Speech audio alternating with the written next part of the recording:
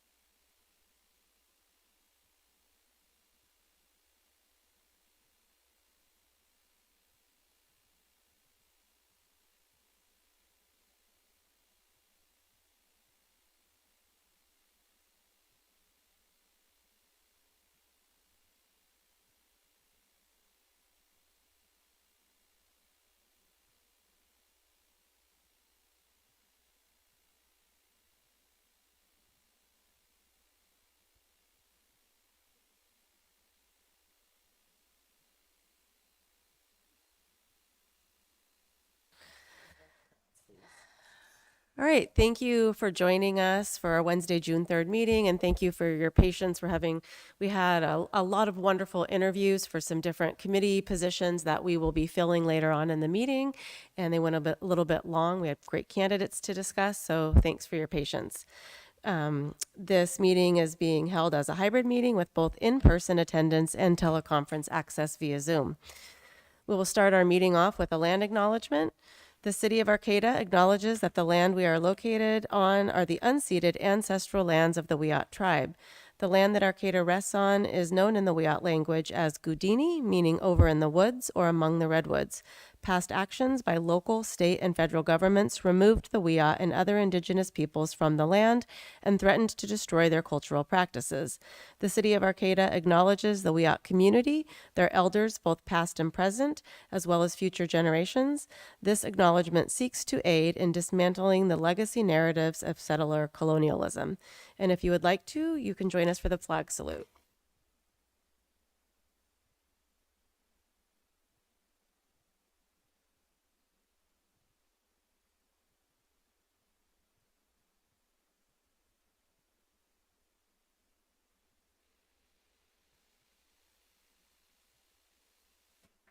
Could the city clerk please take roll? Vice Mayor Atkins Salazar, I'm here filling in for Mayor White.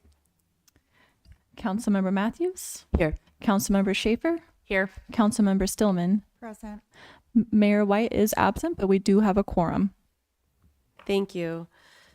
If you wish to make a comment during the meeting, either for an individual agenda item or during the second oral and written communications period under item 11, there are 3 ways to do so. If you're here in person, we ask that you please line up behind the podium when the item you would like to speak on is accepting public comment. If you are logged on to Zoom, you can click the raise your hand when it's time for public comment on the item in which you wish to speak. If you are on the phone, press star 9 on your phone and that'll raise your hand. And when it is your turn, you will be prompted to dial star 6 on your phone. For these items, we will be taking public comment in person first, and then moving on to the online comments. We won't be going back and forth. So if you're wanting to make a comment, please make sure that you line up by the podium or raise your electronic hand as soon as public comment is requested for that item. We have several ceremonial matters for this evening. So the first one is the proclamation and recognition of World Oceans Day, which is June 8th, and that will be read by Councilmember Schaefer. Okay, World Oceans Day, June 8th, 2026. Whereas the ocean provides 1/2 of the oxygen we breathe, regulates our climate, and provides us with food, water, and economic support, World Oceans Day is an annual opportunity to honor the world's oceans by building awareness of the crucial role that the ocean plays in our lives. And whereas the people of Humboldt County can help protect our ocean's future by partnering and volunteering with local schools and organizations such as Surfrider Humboldt, Humboldt Waterkeeper, Friends of the Dunes, and the Environmental Protection Information Center. And whereas the City of Arcata's Environmental Services Department also organizes opportunities year-round to help keep our creeks and improve our watershed health by keeping trash from entering Humboldt Bay, thus reducing the impact of marine debris on our ocean ecosystems. Now, therefore, be it proclaimed that the City Council of the City of Arcata hereby recognizes June 8th, 2026 to be World Ocean Day, and Arcata encourages the community to participate in coastal and watershed cleanup days throughout the year. And so that is dated today, June 3rd, and signed by our Vice Mayor, Stacy. And we have Jeffrey Steinkamp from Surfrider Humboldt's Executive Committee here to accept.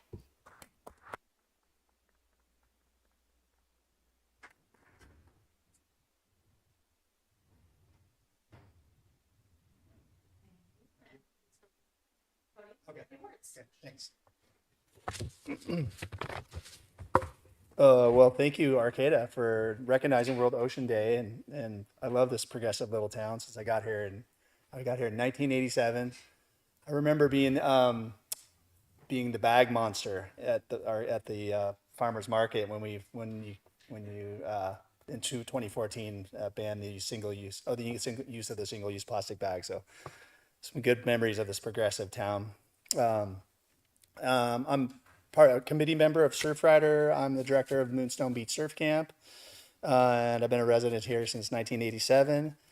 And I surfed here to back in the day when the pulp mills were polluting the air and the water, and so our recognition of or for our local citizens and environmental advocates and our local community members and our or the organizations such as Surf Idle Humboldt, Waterkeeper, Epic, NEC, all those people and boots on the ground have made it possible to have really good, clean air and clean water here. And it reflects every day that I surf, when I go out onto the Samoa Peninsula and also out to our jetties. Also, part of my experience growing up was living down in Ventura and Santa Barbara area, where we had oil slicks in the water, and it would get in your hair and on your feet and in your wetsuit and your board. And so anyway, now it's a really important time for us to see what's happening out in the world as far as there's a federal proposed oil drilling, as many of you know, and it's time that we pay really close attention to that. Be active participants in voting positively for our ocean. Yeah, with the Surfrider, often what we do is we offer beach cleanups every single weekend, along with Pacific Outfitters does their thing and City of Arcata. So we can all stay pretty active in helping keep our oceans and our rivers and our watersheds clean, continue to be clean and clear, and that's what drives people here more than anything, I think. Yeah, and to love your beach, one way I recommend loving this ocean that we have here, because it's very formidable and cold, is to buy a wetsuit and get a 5mm wetsuit and with a hood on it and booties, and you can have a relationship with the water here year round. So yeah, I highly recommend that. And you float in it, so you don't sink in it. So it's great for your kids. All right, thank you.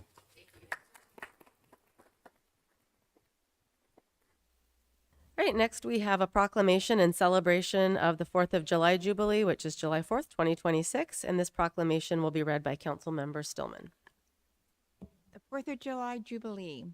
It's always a fun event. Whereas the city of Arcata, known for its vibrant community spirit and commitment to fostering local businesses and recognizing the importance of celebrating our nation's independence and the contribution of our local commerce. And whereas the Arcata's Chamber of Commerce has organized a grand event to commemorate this significant day with a festive celebration that brings together businesses, residents, visitors alike, featuring activities, live music, local artisans, food vendors that highlight the diverse talents of our local community. And whereas the Jubilee is the longest running event on the Arcata Plaza dating back to over 150 years, therefore be resolved that the Council of the City of Arcata encourages all residents to attend the Arcata Chamber of Commerce's 4th of July Jubilee on the Arcata Plaza on Saturday, July 4th, 2026, and is signed by our Vice Mayor Stacy Atkinson Salazar. And it will be picked up by Meredith Mayer, our Executive Director of the Arcata Chamber of Commerce, and she's also here with her right hand.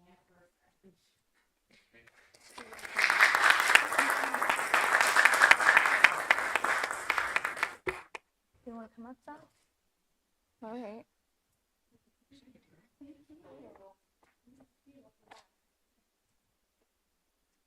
Well, thank you very much. The Chamber of Commerce looks forward to celebrating the United States 250th anniversary, California's 175th anniversary, and evidently the Jubilee's 150th plus anniversary with the community on the Arcata Plaza on July 4th from 11 to 4 p.m. featuring live music and vendors and general merriment. So we look forward to seeing you guys all down there. Thank you.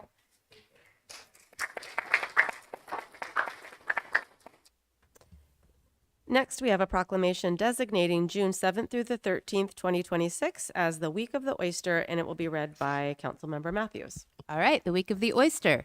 Whereas the Arcata Chamber of Commerce, to showcase Arcata's relationship to its high quality water resources in Arcata and Humboldt Bays, is producing the 36th annual Arcata Bay Oyster Festival on Saturday, June 13th, 2026, to be held on the plaza and throughout Arcata.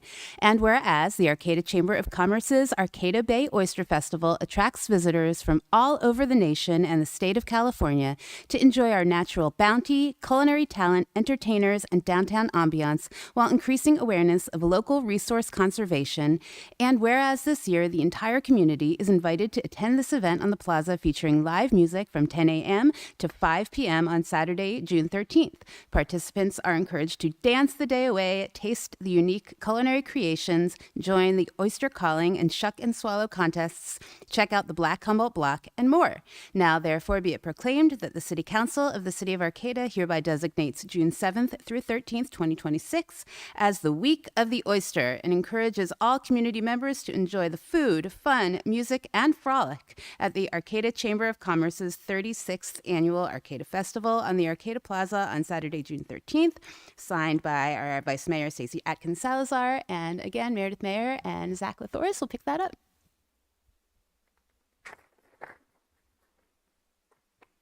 Anniversary gift. Oyster bananas from Elise Hazel.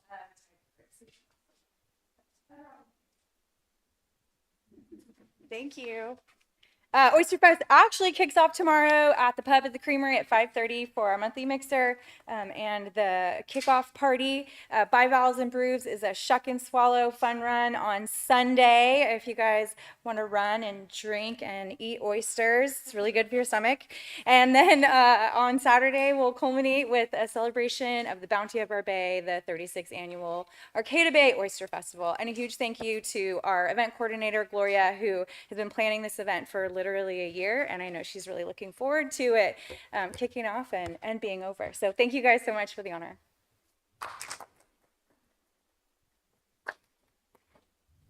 Our next proclamation recognizes June 2026 as National Alzheimer's and Brain Awareness Month, and this proclamation will be read by Councilmember Schaefer. Recognizing June 2026 as National Alzheimer's and Brain Awareness Month, whereas the Alzheimer's Association is encouraging people of all ages to take charge of their brain health through positive daily actions, and whereas in Humboldt County, it is estimated that 3,589 people who currently live with Alzheimer's or Alzheimer-related dementia. There are another 8,500 caregivers who are caring for a loved one with Alzheimer's. Whereas throughout June, the Alzheimer's Association invites individuals and partners to take action, whether by learning about brain health, adopting healthy habits, raising awareness by going purple, supporting fundraising efforts, volunteering, or advocating for early detection and research. Together, these efforts can help drive progress and support families impacted by Alzheimer's. Now, therefore, be it proclaimed that the City Council of the City of Arcata recognizes June 2026 as Alzheimer's and Brain Awareness Month, and the Council thanks the Alzheimer's Association for providing services to people and families coping with dementia. And today we have Julie Perez, a volunteer of Alzheimer's Association of Northern California, to accept the proclamation.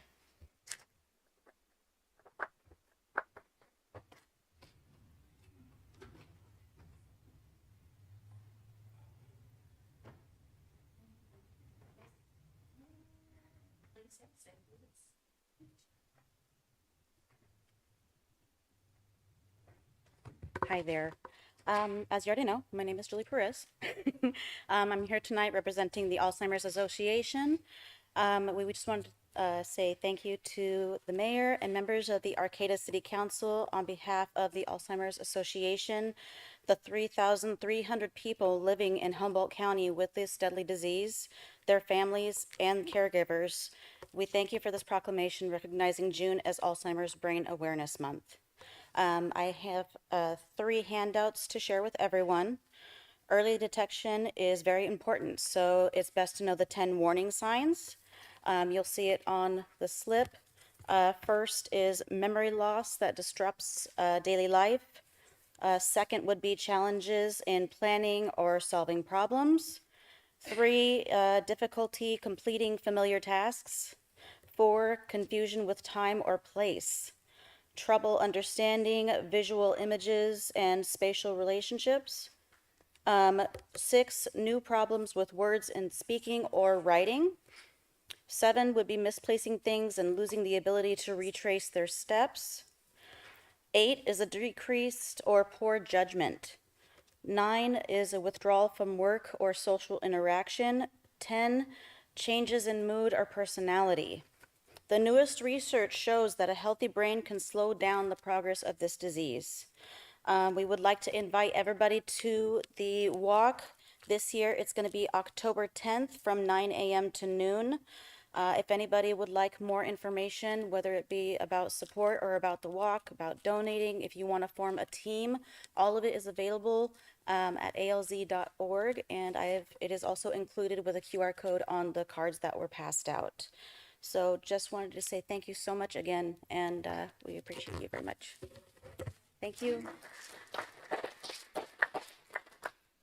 Okay, we have one more. Clearly, June is a busy month, and this is a proclamation recognizing June 2026 as Pride Month, and the proclamation will be read by Councilmember Matthews.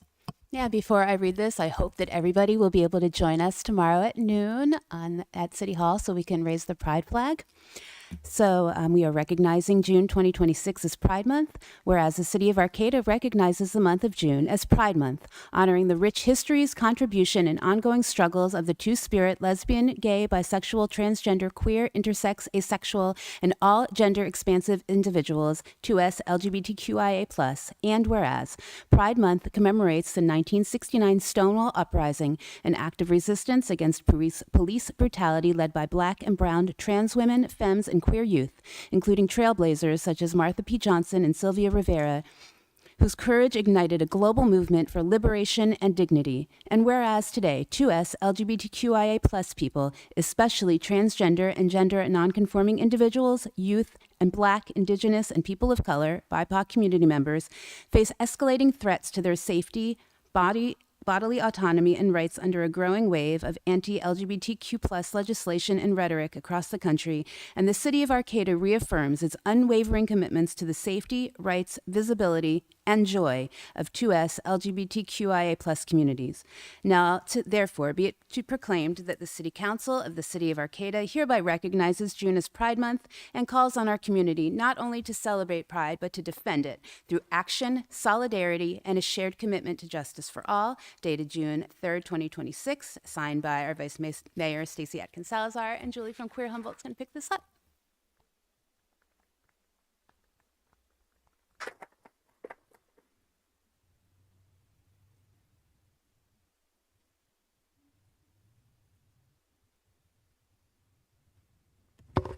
Thank you. Hello, my name is Julie, and I use they, them, and she, her pronouns. As the youth mentor and policy specialist at Queer Humboldt, I'd like to thank Arcata City Council for this proclamation and continuing to recognize June as Two-Spirit LGBTQIA+ Pride Month. As an Arcata resident of 13 years, I am privileged to live in this city and feel safe walking the streets as an openly queer and trans person. There is visibility, love, and acceptance. There is an openness here, and trans people from across the country are coming to this community, especially the last couple of years. Last August, Arcata was officially recognized as a sanctuary city for two-spirit, transgender, gender nonconforming, and intersex people. I feel extremely lucky to live here.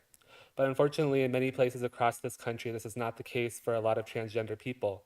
In the last 2 months, there have been several transgender people murdered, most of them trans people of color, for simply being their authentic selves. We cannot erase this violence, but we can combat it. I urge every one of you to honor these lives taken by continuing to take the necessary steps of action to ensure that all transgender people have access to safe housing, healthcare, and equal protection under the law. As we celebrate Pride Month, we must remember that Pride was born out of protests led by trans women of color fighting for their lives.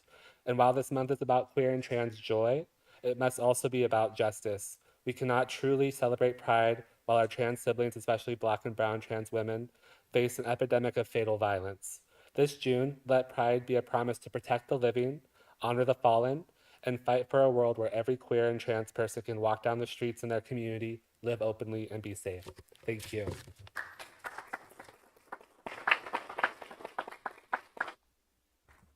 All right, that concludes our ceremonial matters, and thank you for everyone who joined us in person to accept the proclamations.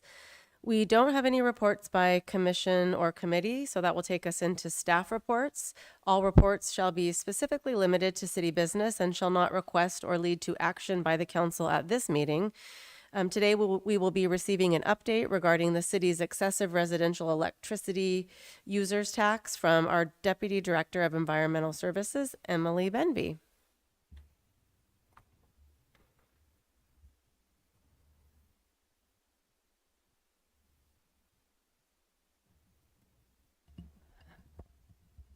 Good evening, City Council and community members.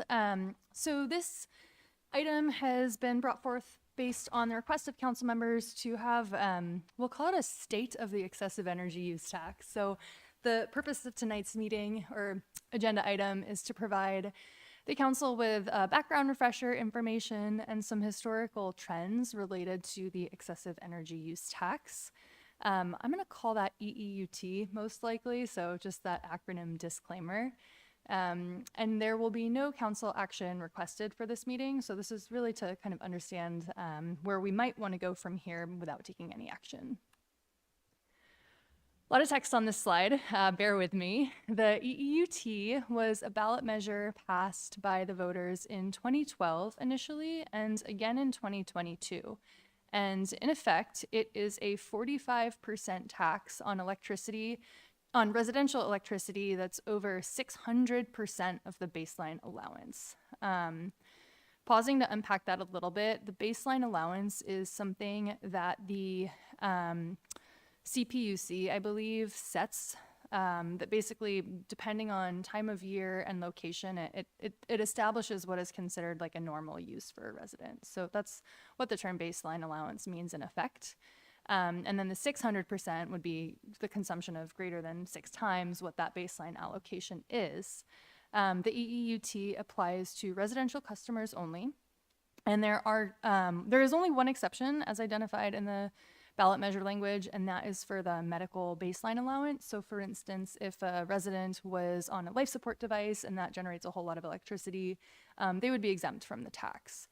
There is also an all-electric baseline, and so that is if a residence has a permanently installed electric heating system. They can adjust their baseline to be the all-electric baseline through requesting that of PG&E, and that increases that allowance by 92%. So it's intended to take into account the fact that all-electric space heating generates more electricity, and therefore it's likely that there would be a higher reasonable use. The EEUT supports general fund revenue, and that includes the energy activity budget. And so the energy activity budget is a activity budget that we have within the city, and it's funded by general fund revenue as well as grant funds from time to time when we receive those. So just to kind of expand a little bit on what that energy activity budget is and how it's funded. It's not directly funded by the EEUT, but the EEUT funds the general fund. And so in effect, they are one and the same. And then it sunsets in 2036, so 10 more years based on the current ballot measure. The primary goals of the EEUT are to assist the city in its greenhouse gas emission reduction goals and really disincentivizing the extremely high electricity use. I found it a little bit funny that the resolution actually states that it's to disincentivize electricity use that serves no residential purposes. And I think part of that could be that in 2012, that was before my time at the city, but to provide a little bit of context, there was a real housing shortage at the time in Arcata, and a lot of the single-family residences were being used to cultivate cannabis at that time. And so not only was the city aiming to reduce that greenhouse gas emissions in general, but it was really a targeted approach to both increase available housing while also decreasing greenhouse gas emissions. So this is the data that's really interesting. Back at the time of passage, 2012, so before the tax actually went into effect, it was estimated that there were about 633 residential meters that would have been subject to the EEUT. After it took effect, there were plus or minus 90 individual meters. So you can imagine 90 houses were subject to the EEUT. That has fluctuated a bit over time, but really has been steadily decreasing. And currently, it's estimated that we have about 17 meters. And I use the term estimated because, again, it can fluctuate month over month, but we do get data from PG&E every month, how many meters there are, what the amount of revenue it's been generating, and what the kilowatt hours are. So we've got pretty fine-grained data. Coincident with the decrease in meters is a decrease in the revenue that has been generated through the EEUT. So since 2013, in aggregate, it's estimated that the city has generated about 2.5 million total. So that was no individual year, but that's the cumulative. It looks around 450,000 was that 90 meter equivalent when the tax had initially come into effect. 2013, 2014, kind of accounting for that time lag. And then now we're estimating that the city receives about 40,000 per year in revenue. And so it's a good thing the revenue has gone down because it shows that the tax has really had its intended purpose. You know, the flip side of that is the revenue has gone down. And so I wanted to point out that the Measure H sales tax that was passed, in part, was to address climate change impacts, and it could be considered a revenue source that helps offset that lost EEUT revenue. And certainly that's how city staff has kind of been thinking about it, recognizing that this new general fund tax has come online, and so part of that is to help offset the diminished revenue of the EEUT general fund. Over the years, particularly in the last couple of years, we have been receiving, I wouldn't say a lot of feedback, but I would say relatively more compared to, 7-8 years ago, about the EEUT specifically. And I think a lot of that is based on the electrification of homes as more and more folks are transitioning to electric heating, electric water heating, space heating, and then electric vehicles. Certainly they have felt the impacts of the EEUT coming into effect and then having to pay that 45% tax.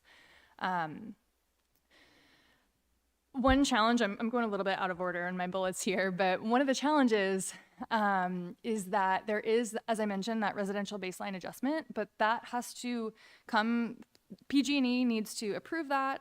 Sometimes the city has stepped in to support that communication with customer service to ensure that approval happens, and sometimes it can take up to several months for that approval to take effect and then the actual residential baseline to get switched to that all electric. And so customers will get refunded for that time that they were paying if they have electrified. But it can be really challenging, on a month-to-month basis if you're paying that tax waiting for your refund to be issued. So very much can appreciate the challenge that some of our residences have felt. Recognizing again, currently we're seeing about 17 meters citywide that are subject to the tax. So it's really a small subset, but it's a very impacted subset of our community.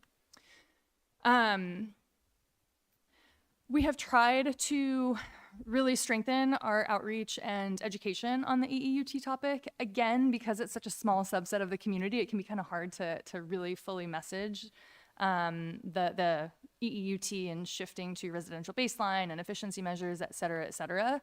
But we have developed public service announcements, press releases. We've worked with our CEA staff in developing some of those and extending our education and outreach reach, as well as how-tos for switching the PG&E baseline to all electric. We have provided city information on the city website. And again, we've made direct contact with PG&E as needed if residents or community members reach out to us, inquiring, why am I getting this tax? I have switched to all electric and, this is really a disincentive. There certainly is, I'm trying to think of how to say this.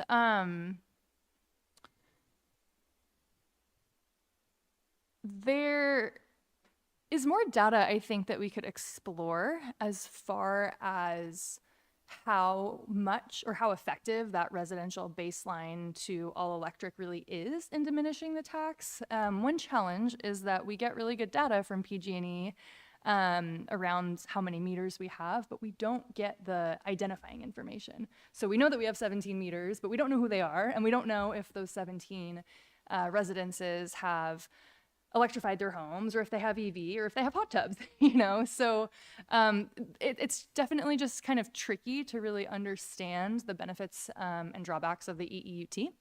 And then one other thing I wanted to point out is there can be a perception that the EEUT funds the energy activity budget directly. Over time, we've had some of our energy committee members kind of like conceptualizing the EEUT in that way. And so I just wanted to point out that that's not the case. The EEUT is general fund revenue. The energy activity is general fund. However, we don't necessarily take that direct revenue and apply that to the energy activity budget. So just really wanting to highlight that because I think sometimes that misconception can occur. So with that, there have been some emerging considerations, and that's part of the purpose of bringing this item to council tonight. One is, has the EEUT achieved its intended purpose? Certainly, the number of taxed accounts have substantially reduced, again, from that high 90s number to under 20. The corresponding overall electricity use has declined. We're about 9.4% decrease from 2014 levels, and that's interesting because that would also take into effect some electrification. I think this data is current as of about 2022. The revenue has steadily decreased, again, mostly a good thing. And then there's a question, is the EEUT the most effective mechanism as residences shift toward electrification? So some options the council could consider for moving forward would be to continue with the status quo, could explore decreasing or eliminating the tax. And one thing that I've been thinking about is we could potentially reach out to some of our partners at RCEA and see if we could kind of get like kilowatt hour estimates for different energy sources to understand if that if that fully electrified home really is kicking into that 600% range or so. We can certainly bring this up with the Energy Committee and get some of their feedback. We've had committee members actually inquiring about this item specifically, and it was our original intent to bring this to their next committee meeting, so that could be timely. We'd be happy to do that. The tax could sunset in 2036, and the council could decide not to consider renewing that tax. And we could also consider developing more targeted outreach to heat pump installers to help educate homeowners about switching to that all-electric baseline allowance, particularly like as the infrastructure is going in, so that they hopefully don't have to end up paying the excessive energy use tax potentially for a number of months before reconciling that switch to the all-electric baseline. So I will pause there. Certainly happy to answer questions, take feedback, or any direction the council might want to provide to staff. Great, thanks. We'll go ahead and Councilmember Stillman, do you have any questions? Well, yes, when that Michael Winkler was really behind, he was on the city council at the time, and he was really behind trying to push this because we had so many houses in Arcata that had been converted into, well, we called them then marijuana grows. Now we want to call them cannabis grows. And so once that tax was implemented, there were people would say, oh my gosh, you see the U-Hauls all over town just unloading the houses, and people are moving probably to McKinleyville or somewhere else to continue their operation. And so that was the reason originally it was put in place, was to deal with the energy use. I mean, because you could go, you know, sometimes they'd be at Wildberries where they would pay their PG&E bill, and people would be paying $2,000 for their PG&E bill, and that was not uncommon, Wildberry said. So I think it met its purpose to get rid of the amount of grows that we had in Arcata, that we could then have those houses come back into being residential. That was its purpose. So I would say, I would look at it totally differently now. And if you're, as you say, that you're going to be looking at this 17 people that we are still taxing, I think you said 17, that we should find out what is actually happening with them. And I would say we probably are getting to the point where we want to maybe eliminate it even before we reach 2036. So that's my feeling, because that's what it was all about, was to really clean up the amount of marijuana grows that we had going in our community. Thank you. Thank you. Councilmember Schaefer, did you have any questions or thoughts? Okay. I just have a quick question. Since it was a ballot measure that approved it, would it have to be a ballot measure to repeal it if that was the direction that we wanted to go in? Go for it. So it's easier to eliminate a tax than it is to put one in place. And so we would certainly want to work with legal if that was a direction you went. And just because it's also tied to the UUT, make sure that we can eliminate it. But I think that that is an action that a city council can take, is to reduce or pause or even stop collecting a tax. Yeah, I'd be really interested what the Energy Committee has to say about this. So I'm glad that that's going to be on their agenda. I'd love for them to report back to us. Yeah, and just thank you for the presentation, and thank you staff for talking me through this beforehand too, because I was I think the one that requested to get this update. But I largely agree with what Alex said, and I think it would be interesting to hear from the Energy Committee, especially with some folks on that committee that do have some of that kind of historical knowledge and were kind of part of getting this passed originally. And I think it would be really helpful too, if could we get these slides shared with us as well, because I think that will help me answer some questions that I had some constituents ask specifically about this. So that would be excellent. And just thank you, Emily. I appreciate it. Yeah, I agree with my colleagues in hearing from the Energy Committee.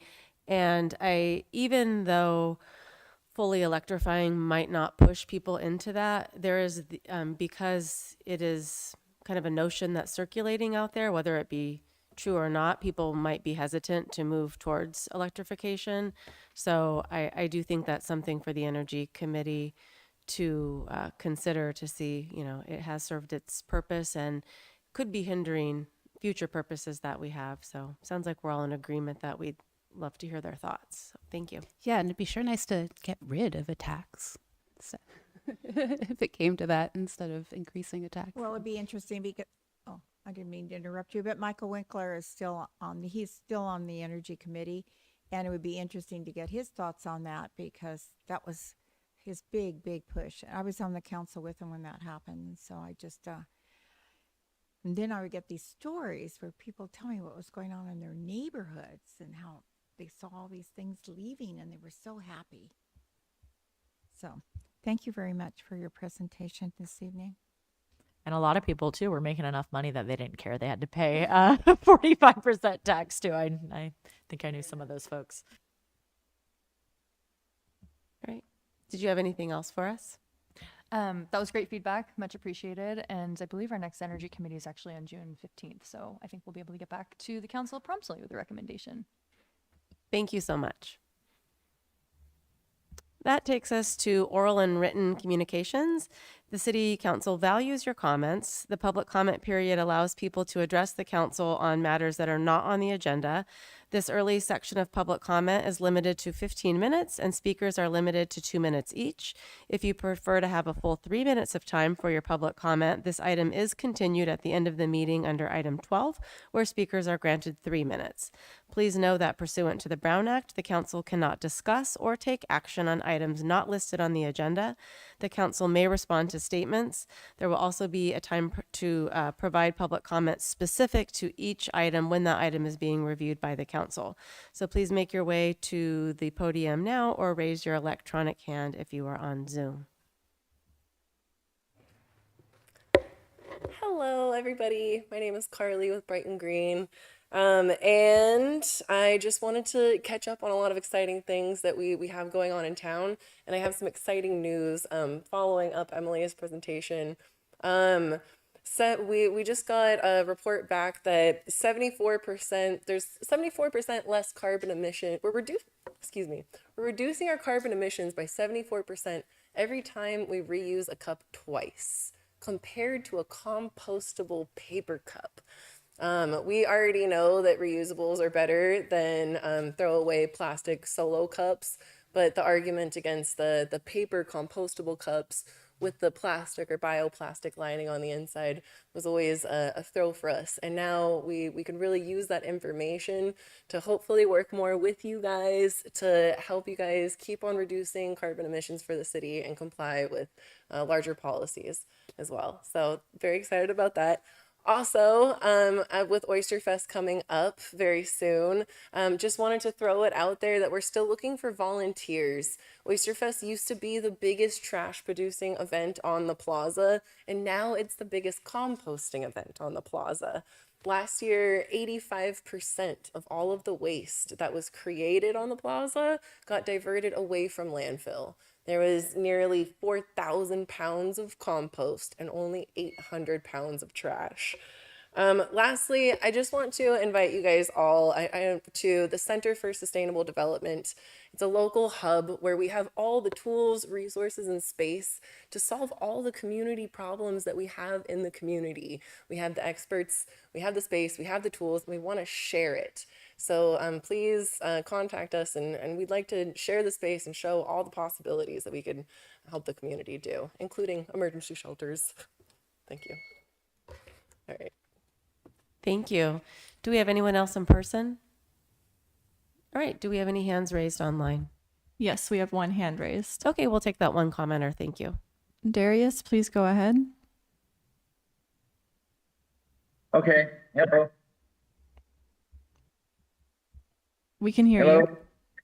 Yeah, I just wanted to bring up something that's been an ongoing situation here on F Street.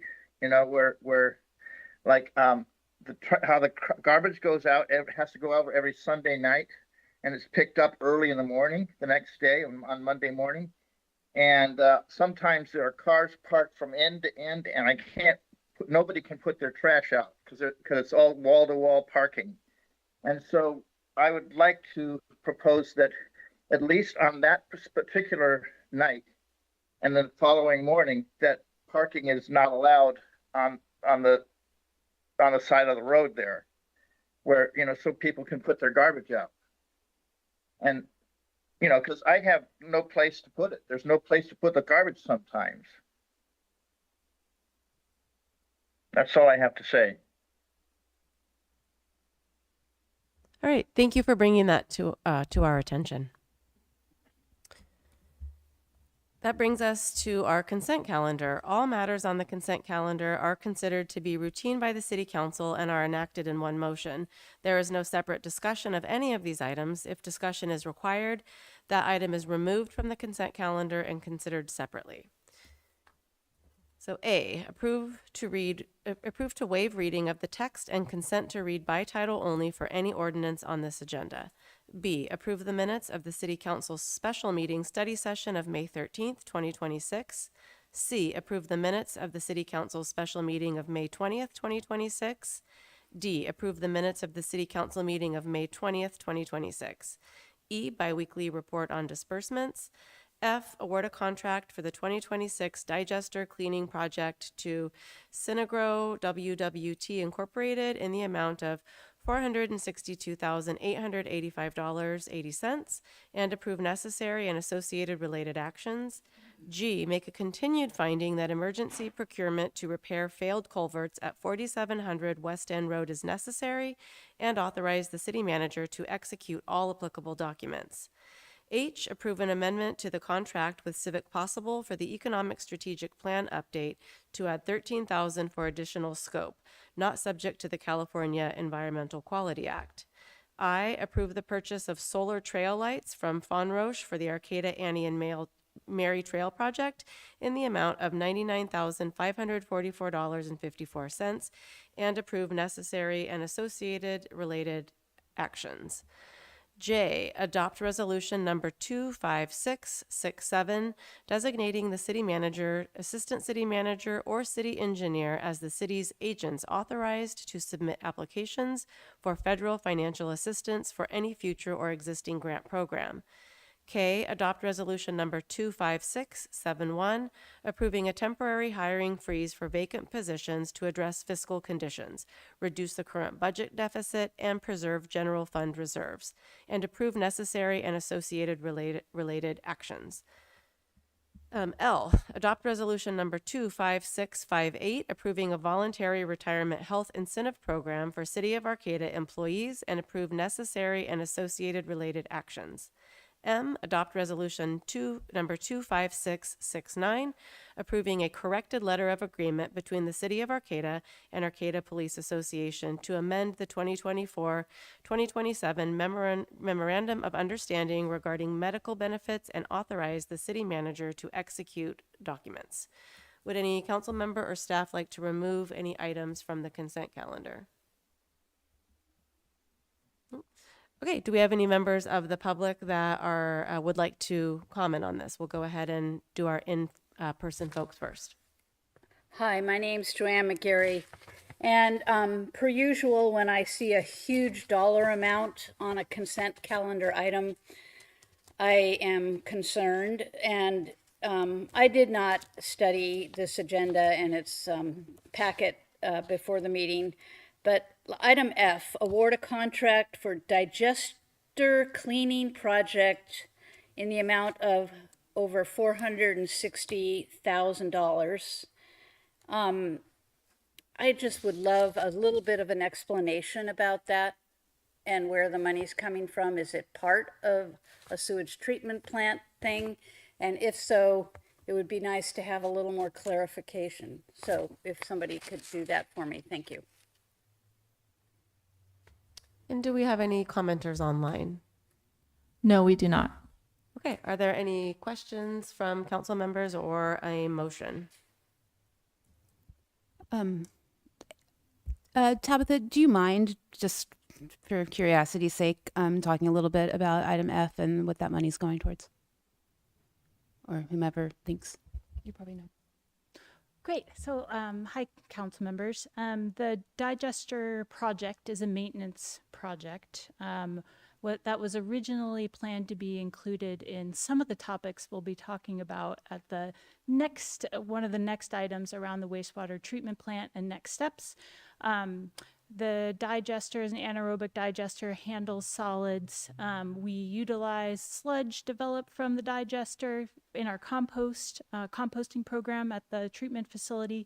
But over time, there's more solids build up and we need assistance for maintenance. This is a regular kind of periodic occurrence. The last digester cleaning was, I believe, in 2014. And we've kind of gotten to the stretch where we needed to do that through a maintenance project. This was a project that was planned for well in advance, budgeted in this current fiscal year, and we're looking forward to implementing it. And that's been a collaboration between our wastewater staff and our engineering department to get that bid out. I really appreciate that. Thank you so much. I will move to approve the consent calendar. Can I just add to, is that? I'm going to second. Okay, thank you for a motion and a second. I wanted to ask a question on the, so that means that when they clean out the digester, it'll be going into the sludge bed? Is that what happens then? The staff have been doing some preparation to lower some of the amount of sludge in the digester. So we have done a recent sludge pour, but a lot of we're going to be working with the contractor to see if just capacity wise, if the sludge that is removed, it will definitely be belt pressed and water drained out of it.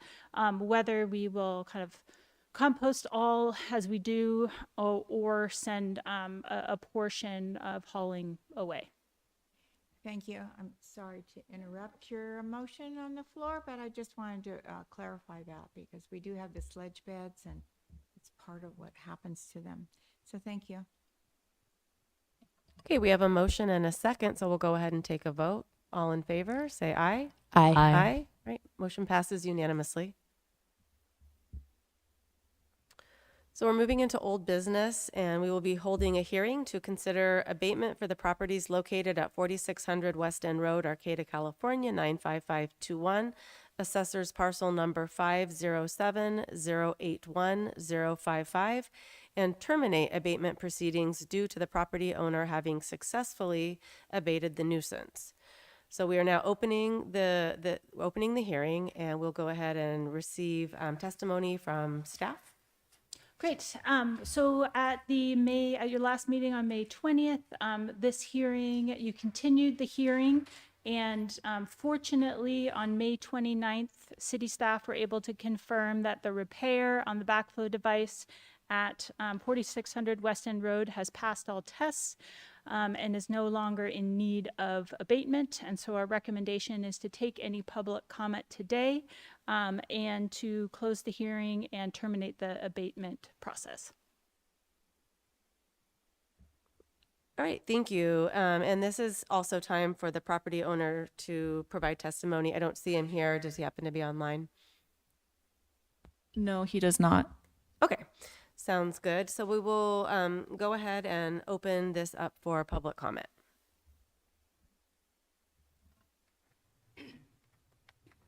Hi, my name's Joanne McGarry, and I followed this at previous meetings while I was in attendance here. And I just want to say I totally appreciate how this has been handled by both parties with compassion, understanding, and appreciating certain timeline situations and part delivery and things like that. I just think this is an example of a beautiful way that we can go about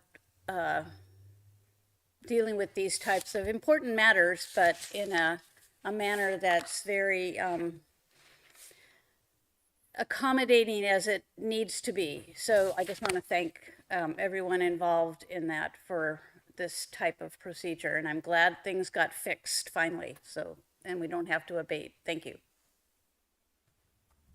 Thank you. Do we have anyone online? No, we do not. Okay, are there any comments or questions from council members? Otherwise, we can entertain a motion. Yeah, I will move to terminate abatement proceedings due to property owner having successfully abated the nuisance. And I, too, am really glad that this ended uncontentiously. Great. I will second that. I am too. I watched it on TV or my phone, whatever, and I'm glad that it all came about and he was able to get the equipment that he needed in order to finally complete the job. So thank you. Okay, so we have a motion to close the hearing and terminate the abatement. All in favor? Aye. Aye. Aye. Aye. Right, that's unanimous.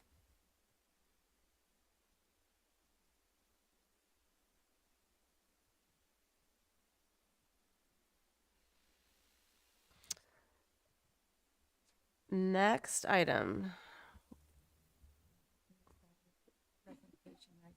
Yeah, thank you. So we're going to receive a presentation on the final Arcata wastewater treatment facility feasibility study and potential future projects at the Arcata wastewater treatment facility and provide direction to staff on a preferred alternative. And so I think we have Director Sinkhorn again. Thanks. Great, thank you. So I'm here today to talk about the feasibility study that was looking at potential next steps at the wastewater treatment facility following the exciting completion of our phase 1 project, and really with the purpose to plan for adaptation of the treatment facility and all it does so we can flush with pride in Arcata beyond the design life of phase 1. So, but we also want to keep that, this presentation will talk about the feasibility study, but also talk about concurrent efforts that have been occurring, over the 3 years of the feasibility study. So as part of the coastal development permit process for the phase 1 project, coastal staff had requested that we just proceed with a portion of what we overall had originally applied to construct and take move forward with phase 1 while at the same time investing more time to evaluate a range of strategies that could adapt the treatment facility beyond what we said is the design life of 30 years of the phase 1 improvements. So we had a project update before your council in January. The feasibility study was completed in March. And the intention was really to work with our key regulatory agencies, stakeholders, members of the public to really inform the city on really what could be our options for moving forward.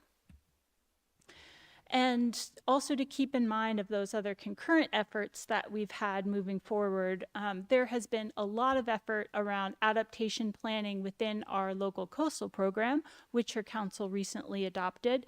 As kind of some outcomes and concurrent efforts, we were recently awarded a grant from the Ocean Protection Council to develop an adaptation pathways plan that will also be looking at the treatment facility and also tie in with some of the measures in the LCP.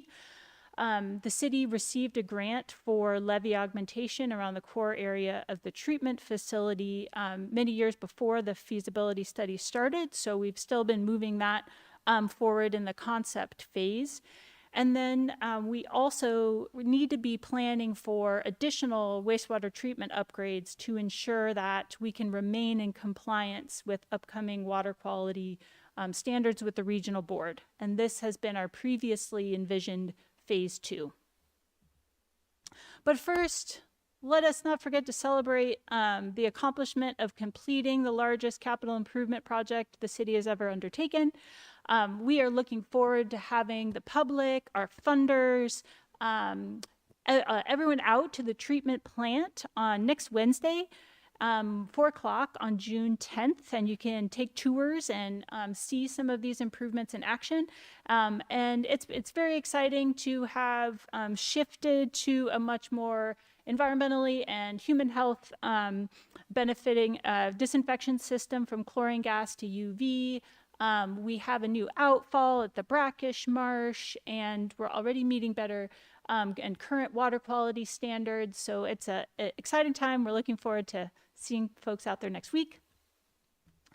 So a key benefit of the feasibility study has been intimate involvement throughout the project and as part of the project team with key regulatory agencies, our regional board, partner, coastal staff, as well as our funder through the State Water Board. And then RCAC was the third party that really led the work, and their contractor was GHD. We did a lot of outreach and were required to consider some consolidation opportunities between wastewater facilities. So we had a lot of outreach with other area districts. And then we had 2 public meetings, opportunities at Cal Poly, and then we were here in January. So where the feasibility study was really focused on helping the city plan to look at alternatives such that we could be having a plan for after and being ready for about 2055 for when the current design life of phase 1 improvements are. So just to have on the timeline, but the feasibility study was looking out towards about 2100. So just of keeping in the timelines that were that the study was looking at. So the study looked at a range of adaptation strategies, protection to protect in place, eco levees, gray infrastructure, opportunities to accommodate. Those were some of the strategies we used a lot in phase 1 of elevating the foundations for a number of our key facilities, and then also retreat and relocating to an area that is further away from the shoreline and above key anticipated water surface elevations with sea level rise.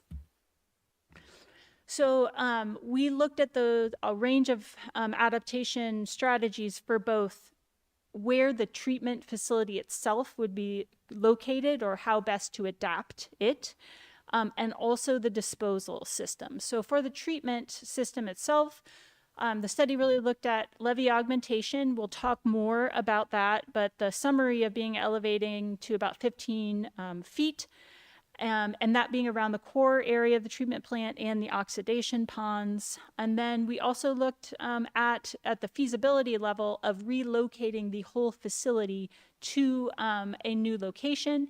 And at the concept level, looked at what areas we would have enough acreage to make a treatment facility viable. So again, we'll talk more about this in a bit, but the goal would for this adaptation strategy was elevating to 15 feet. That in effect means adding 3 to 5 feet of levee augmentation to what people are already familiar with walking the oxidation ponds. This is a concept level of the parcels and areas that could, at a bigger picture level, work for shifting the treatment plant to the north and outside of anticipated sea level rise inundation zones. And again, this is at a large scale level. If there was interest of moving forward, there would be a lot more detail of discussion. You know, this is not at the scale of talking with landowners. This is looking at it at a broad scale. Some of the other options that we looked at, but were not further evaluated in the larger, more complete analysis, was we did have extensive discussions with regulatory agencies and also with McKinleyville, CSD, and the city of Eureka about if there are opportunities for ways to collaborate for infrastructure. There just did not emerge really any synergies there.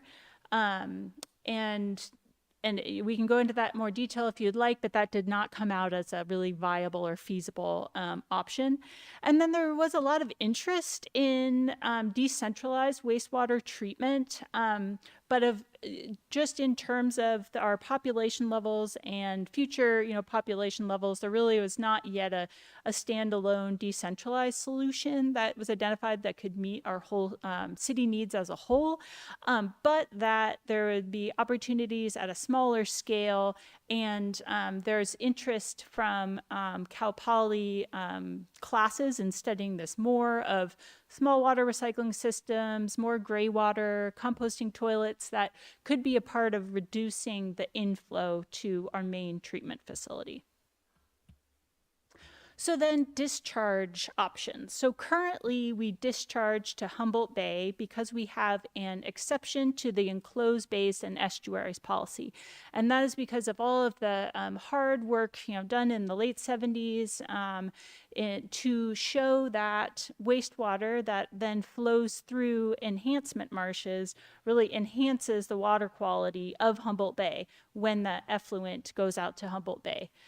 So having the enhancement marshes and the wastewater being involved going through the enhancement marshes is really how we're able to discharge to Humboldt Bay. So these two options of continuing to utilize the enhancement marshes and adapt as we see sea level rise having an impact, or augmenting the levees around the existing marshes. Those were two options that would retain using the marshes in order to discharge to Humboldt Bay. So the photo or the map on the right is kind of color coding, detailing generally where levee elevations are around the enhancement marshes and Brackish Pond, which is where we have the new outfall 003. And so areas in yellow are kind of under or at 10 feet and are susceptible to king tides. So on January 3rd, when we had our mega king tide, this was an area that, based on elevations and our sea level rise risk analysis, we know is a weaker point. And so this is at the northwest corner of Hauser Marsh. And so for a period of time, seawater went into Hauser Marsh. So one of the options we're looking at of working with the Arcata Marsh Research Institute as we go forward in the next couple of years is looking at how can we adaptively manage the enhancement marshes, how much sea level or how much salt water can they take and still function. This was a short period of time, but as sea level rise enhances, this is something that we will see more frequently. This is just again of reiterating one of our alternatives or options could be to augment the existing levees versus just get up to 10 feet and adaptively manage.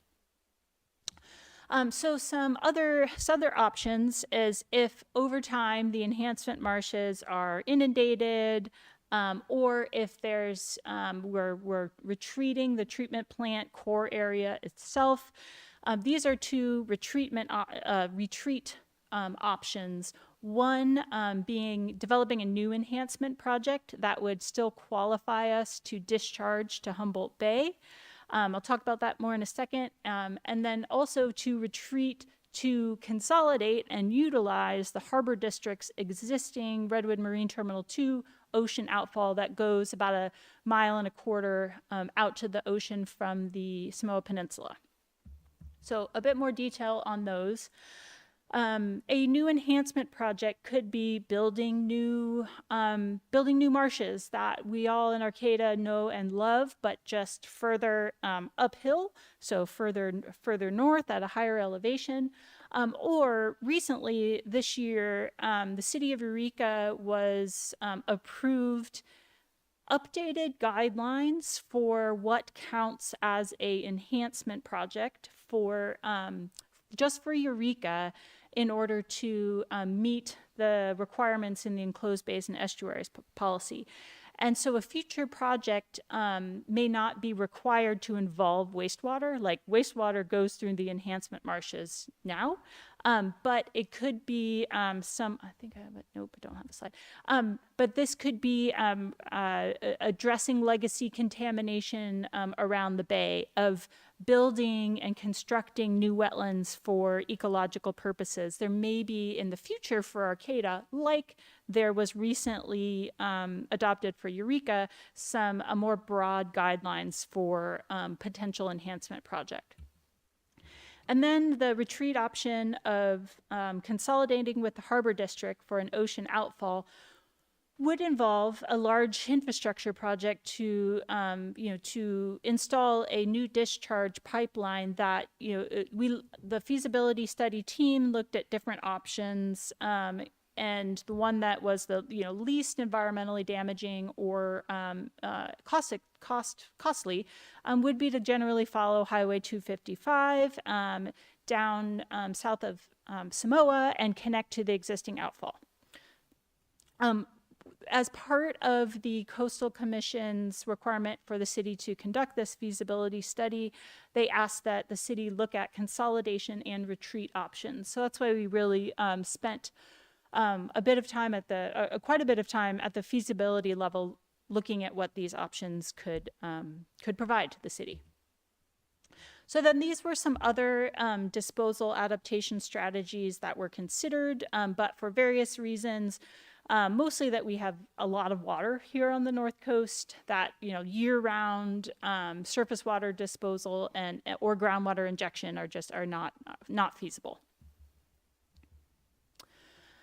So as shown in the feasibility study itself, I went through options, and these 8 alternatives combine those options for adaptation options for the treatment plant and adaptation options for disposal. And so during this time of both developing these 8 alternatives and in getting feedback on key criteria that we would analyze these alternatives through and with, we had held two community meetings, and some of the key takeaways were the hope that the city is really looking at a cost effectiveness, not only just for the city's funds and coffers, but for ratepayers, for also that the Arcata Marsh is very much loved, and to really ensure the ecological and recreation benefits of the marsh or any future enhancement project. Just that it may take a long time to retreat, and considering land banking for a future retreat. A key emphasis on there is, concern on sea level rise and wanting to ensure that the options for the treatment plant are really in line with the city's overall adaptation strategy, being a key thing. So these were key criteria that all the alternatives were analyzed against. Many of them are non-negotiable. We want a cost-efficient. We really want to ensure resource efficiency, minimal environmental impact, and then we got input from the community on some of these more flexible criteria and key things to include in the analysis. One, just to go back for a second, for each of these criteria, there's the feasibility study itself elaborates on the analysis, and some key things that occurred were a preliminary environmental analysis and memo. And another key one was looking at life cycle costs for each of these alternatives.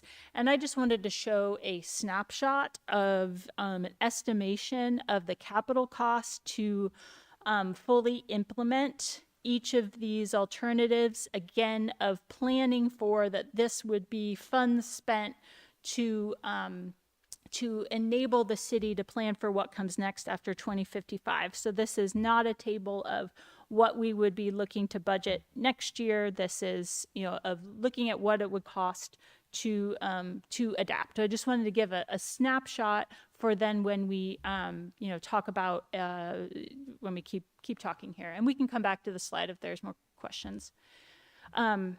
So from all of those criteria, the project team really outlined what we saw as preferred alternatives that are a range of options to give the community, the council, a thorough look at of what we could move forward with. So I think I wanted to stop there and for a second and pause and see if there was any questions so far on the feasibility study and getting to some of these preferred alternatives.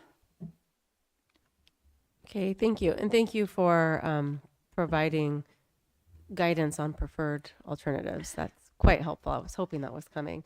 Do we have any questions or clarification, or should she keep going?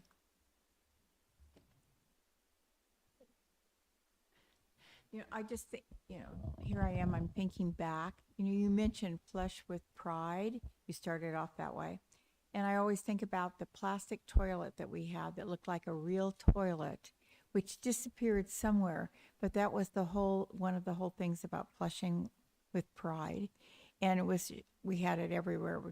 It was in City Hall out there in the foyer at one time, and it always had a goldfish in it. So and it disappeared somewhere, which is unfortunate, but nevertheless, no one knows where. Yep.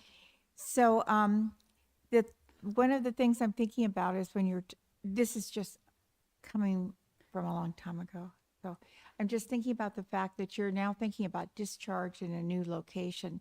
And that is what started the whole Marsh project, is sending all our sewage over to Eureka and then having it discharged into the ocean. And that's why we came about this way. So I'm just thinking in those terms that I know we've changed, we have to adapt, we have to grow up around all these things and think differently. But it seems like it's a lot to do. Yep.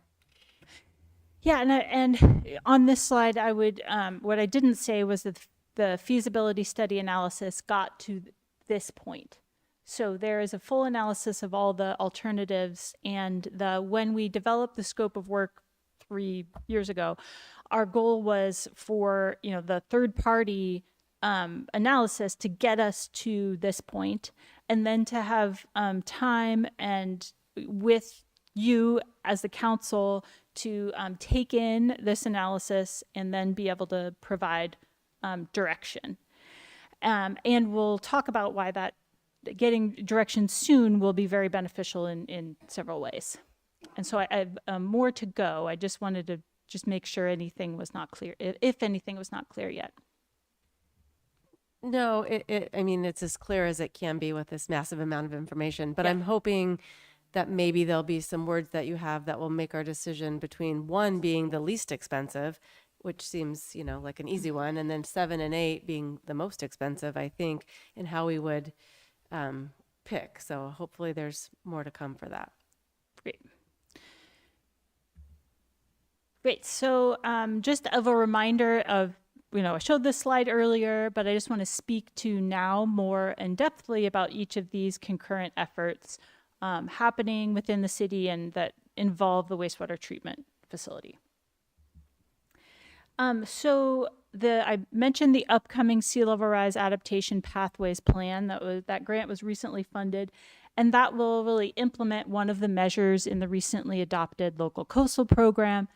A key component of that is the wastewater treatment facility, and the South G, South H areas are in adaptation zone 1, which the city really identified that based on our understanding of sea level rise progression and of looking at the cost benefit analysis, that there is still remains a lot of benefit to protect the current development in this zone 1 and of supporting potential redevelopment while we continue to monitor and plan for a measured retreat when it's no longer feasible to defend or adapt. And so that has been the strategy that the council recently adopted with the LCP. We have other grants in the works to continue to support this adaptation strategy. A little bit more around the levee augmentation project, and the purpose is to ensure protection to a 100-year flood event. Many of us have been out there on the oxidation pond trails. We are planning to have that continuity of retaining the existing trails. The levee project is in a concept design phase. All the additional environmental review has been developed, and it's currently in review with Cal OES and FEMA, which takes quite a long time. We anticipate their review by the end of the year or early 2027 to be able to proceed to next steps if that is the direction given. The feasibility study demonstrated, along with that utilized information from the sea level rise vulnerability and risk assessment that was completed in 24-25, that this project would have protection from sea level rise until after 2100. And really, if direction is provided to proceed, we really could see construction as early as 2028 or 2029. So a key component that we have wanting to mention to keep in mind for decisions on the feasibility study is that the city originally planned to complete phase 1, phase 2, which I'll talk more about the components, and the levee augmentation project as one large permitted project. With the consultation with coastal staff, we were required or agreed to remove those other two components from the phase 1 coastal development permit that enabled us to do all the great improvements we have so far. A harder time piece is that we have a permit to operate the treatment facility with the regional board, and we have a time schedule order or a TSO that says by these timelines we must complete additional improvements. And the purpose of that is so that we can meet stricter water quality standards, mostly around ammonia. And the delay from the feasibility study has now put us where it's going to be very difficult to meet those timelines. So a key thing I want to emphasize is that phase 2 needs to proceed regardless of which adaptation alternative is selected. And we have been planning for that for years. We're just delayed. A key component of phase 2 would be the construction of a new oxidation ditch that would augment our current oxidation ponds and the current natural processing treatment that occurs in wetlands to help us better meet that ammonia standard with the regional board. And if you can somewhat see on the slide, there's an outline of a future oxidation ditch oblong towards the top. That would take up quite a bit more of space at the corporation yard. And we are also therefore know that we need to transition more of our courtyard functions to another location at the same time that we're planning to construct some of these phase 2 improvements. So one aspect of at the mid-year budget, the council adopted adding in a citywide facilities assessment. We are anticipating starting that work in 2026-27, and that would look at not only our existing facilities and just planning for what our needs are going forward, but it would also help us plan for what space do we need in order to continue our upgrades at the treatment facility in order to be the the best city of delivery of services that we can. So that is another aspect that the city is moving forward with.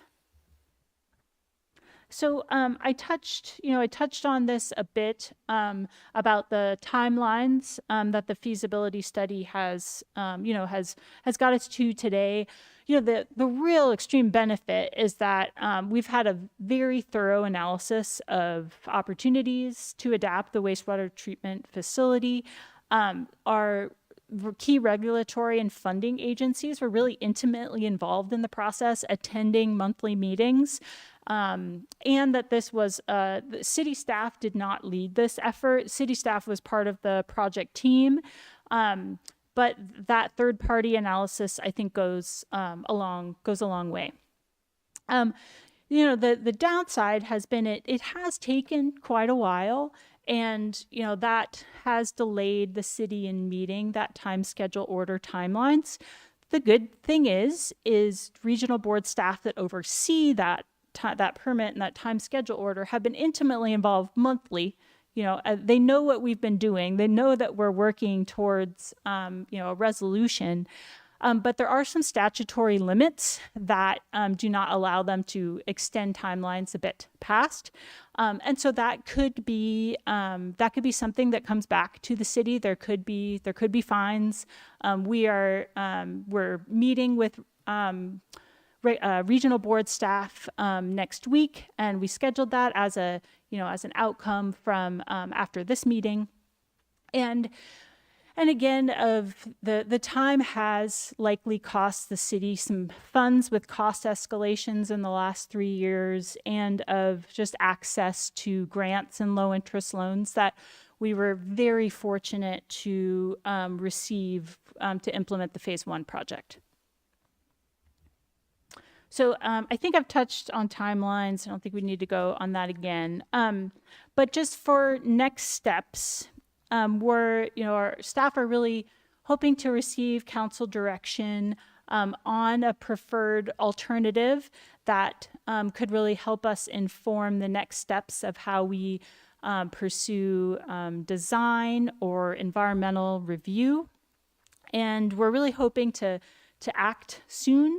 To proactively adapt and also, address some of these key compliance timelines. So, after careful consideration of the analyses in the feasibility study, staff recommend proceeding with alternative 1, augmenting the levee around the core area of the treatment facility, and continue to adaptively manage the enhancement marshes. This is the alternative that was outlined as the least environmentally impactful. And a key component of that is, the amount of space for new construction. The levee project is planning all construction that would not be a living shoreline component, all of that construction occurring kind of in and not like out towards the bay part of the levee. And also of alternative 1 being likely the most cost effective for Arcata residents and ratepayers. If we, again, with staff recommendation for proceeding with alternative 1, that would also we would suggest moving forward on the grant-funded work with the levee augmentation, We would anticipate getting the review from Cal OES and FEMA by the end of the year.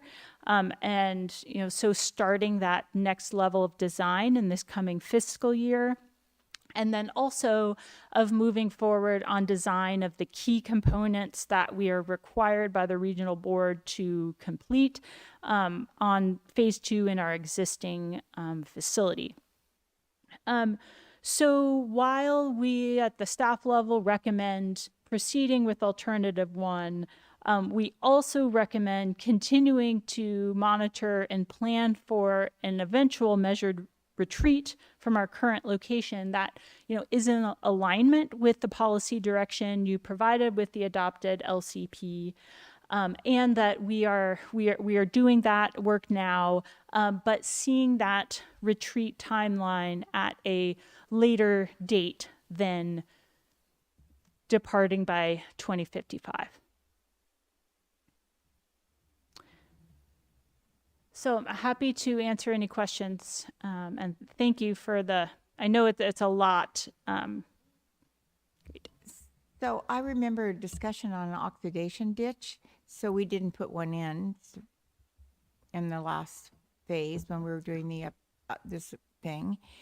And so the oxidation ditch is something that's still required? Currently in our NPDS permit to operate the treatment facility, those phase 2 improvements as we submitted, they were at a 30-50% design level. Yes, we are required to install additional treatment to help meet the ammonia standards that as soon as we complete those, we will get stricter standards to meet. Where is our ammonia coming from? So that is a natural part of the treatment process. It just and we have had less ammonia dings. I'm not using the right word. Less ammonia fees violations. Thank you. I couldn't get the right word. Since during the phase 1, we installed a number of new aerators in the oxidation ponds. And so that is helpful to get more oxygen in those ponds to help the algae keep doing what they're doing and help the natural processes keep doing what they're doing. There are just stricter standards that nearly every year that and which is a good thing. That is why we can flush with pride. That is many things, but it is requiring some more mechanized treatment. And so the phase 2 seemed to be a balancing, retaining the natural treatment systems and augmenting that treatment train with some more mechanized treatment process. So an oxidation ditch is really big. It's very, very tall. So if you had a small car parked by it, it would look like you had a toy car next to it because the size of the oxidation ditch. It's pretty amazing. Anyway, I guess this is just life, but it seems so.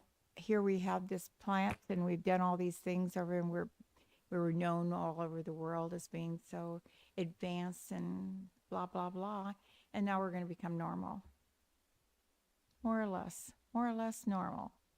We will, a key part of the design was to retain the treatment wetlands, which you can see right in the middle of the picture, and retain the enhancement marshes. And those are components that really of not every treatment facility has. It takes up a lot of acreage, but we all know it provides a many ecological, recreation, economic benefits to the city. So I wanted to ask you one other question. You were showing us the new wetland possibility. Where were you thinking that would happen? Or the new pond or whatever? Thank you. So really anywhere to the north, really the north of 255. There's not a location that is identified at the moment, but based on anticipated sea level rise, water surface elevations at,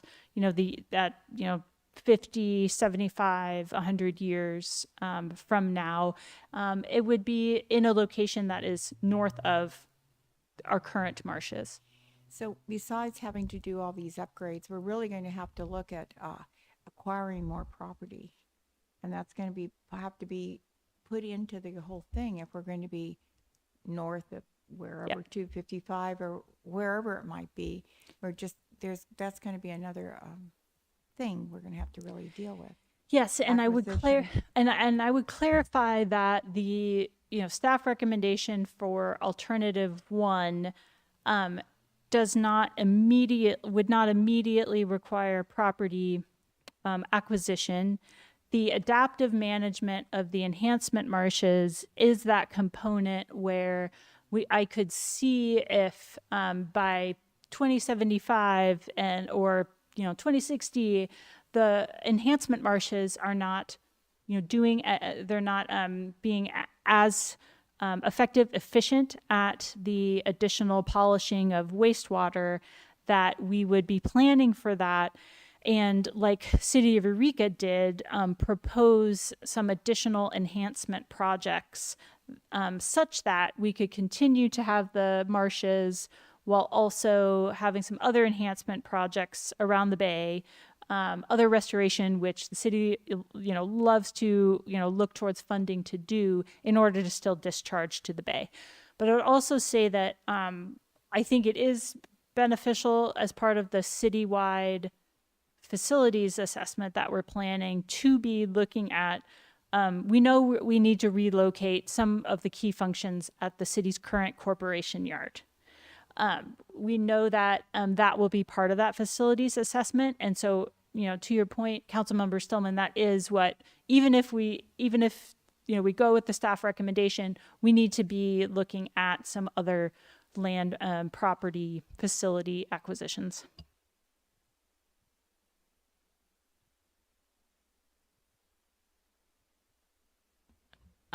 Yeah, and on the topic of money, I guess is what stood out to me is, we get a lot of people in these chambers, or at least a few that, are very upset we're even investing in this plant right now, and that we should already be thinking about retreat. But when we look at, the options and how they're laid out, when we can already be, accessing grant funding that we've already even been approved for some of these projects that we're already starting now, and kind of the optimism towards that, and the other options cost 150 to almost 200 million more.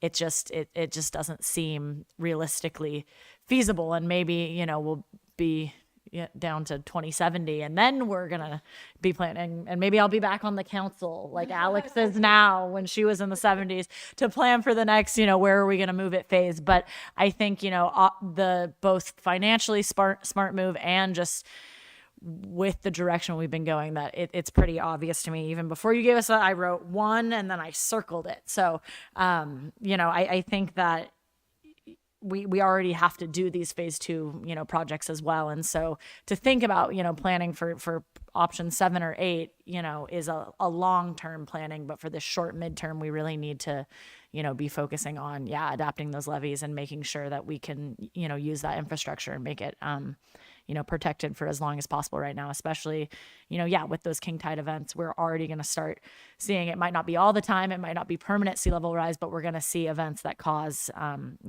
water to be mixing and make us have these violations, et cetera, more often too. So, that's definitely where I stand. And I think, this was a lot of information to absorb, but I think, kind of naturally also getting to that alternative and really seeing it as, what's going to work for us in the now. So. Yeah, I agree with Councilmember Schaefer. I think that was a really exhaustive explanation, and I really appreciate it. But I think that, with all of that information, this definitely seems like the most realistic recommendation, while things that we can do now and also being forward thinking. And so, it's a lot. I would say forward planning. That's what it really is. Not just think about it. Now we got a plan.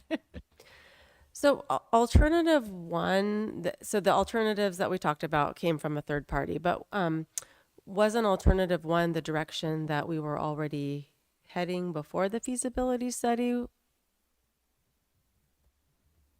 That is definitely why it was one of the alternatives. And the range of alternatives was, and it was a lot longer. The alternative list was, longer earlier in the process, but it was really to look at that balance between protection and retreat. And that was part of the intention and the special condition in our phase 1 CDP was to look at those range of alternatives. And so that's also why it was included. Well, maybe I'm seeing it wrong, and I think you've done a great job of pointing out all the great things that it did. But my recollection from several years ago was that we were going to augment the levies and also be planning for far in the future for relocation or other alternatives, and we were wanting to go forward with that, and we had grant money to do that, and then this became a mandatory thing for us. And so it just feels, maybe I shouldn't be frustrated, but it feels a little frustrating that we had the money and we were already heading in this direction. And yes, we have some great plans, but it's just, I know it's a lot more detailed, but it just seems like a missed opportunity that we had. But maybe I'm missing something. No, it certainly has. I mean, as I said, the third party analysis had a lot of benefits. And especially just the involvement of all of the regulatory agencies, but it really has put us many years behind. And a key and again, we all of the phase 2 and the levee project were on hold also because we were not able to submit another coastal development permit until the completion of this study. So that is just another component of why they were on hold. We really wanted to see the outcomes, but also, anxious to have the analysis and be able to act and move forward. Great, thank you. I just kind of wanted to make it clear that that staff was heading in the right direction because if we're having trouble meeting those timelines and if there are fines, that was just a bit out of your control. So that was all. Should we go ahead and take public comment? All right. Are there anyone who would like to come up? Hi, my name is Joanne McGarry, and again, I've watched this and listened and tried to figure out where we're going and what's the best way to go. Excuse me. I think, immediate future monies, realities of our community. It makes sense where you're leading in terms of augmentation with levies. Yet I do think, and I sort of remember when Dave Couch stood here on his retirement, and I think he'd worked 30 years at the treatment facility.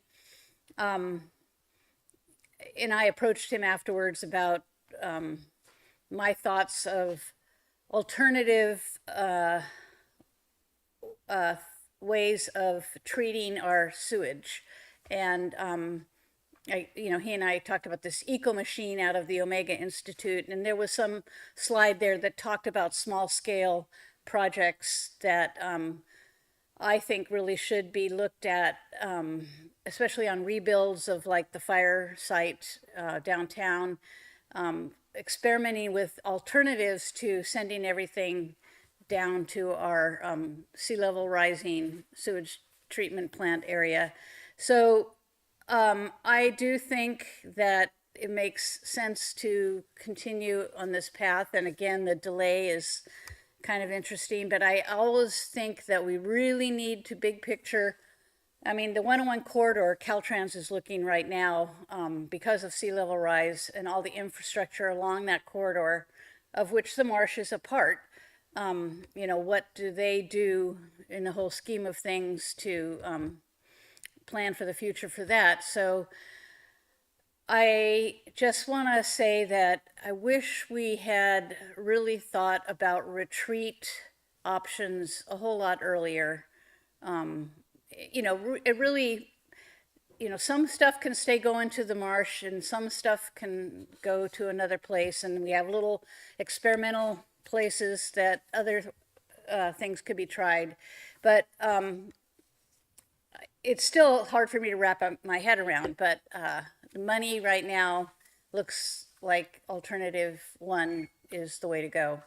Anyway, I just thank everybody for all their expertise and time commitment to it all. And I hope I'm alive long enough to see something fruitful come from all of this. Then maybe the sea level won't rise so much. And what does artificial intelligence say the choice should be?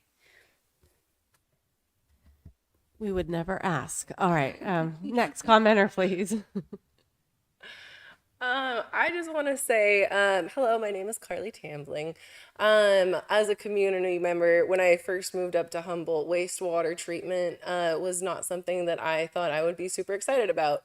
But since moving here and since learning about the marsh and Alex Stillman, everything that you did to help make that happen, and that we've inspired that we were able to be a success with how we treat our wastewater here, and we inspired so many other places around the world to do the same. I think that another thing that I've learned since being in this community is appropriate technology from the CCAT house is where I really learned that too. And I love that we did that. And I like that we're learning that maybe we need to do something different now too.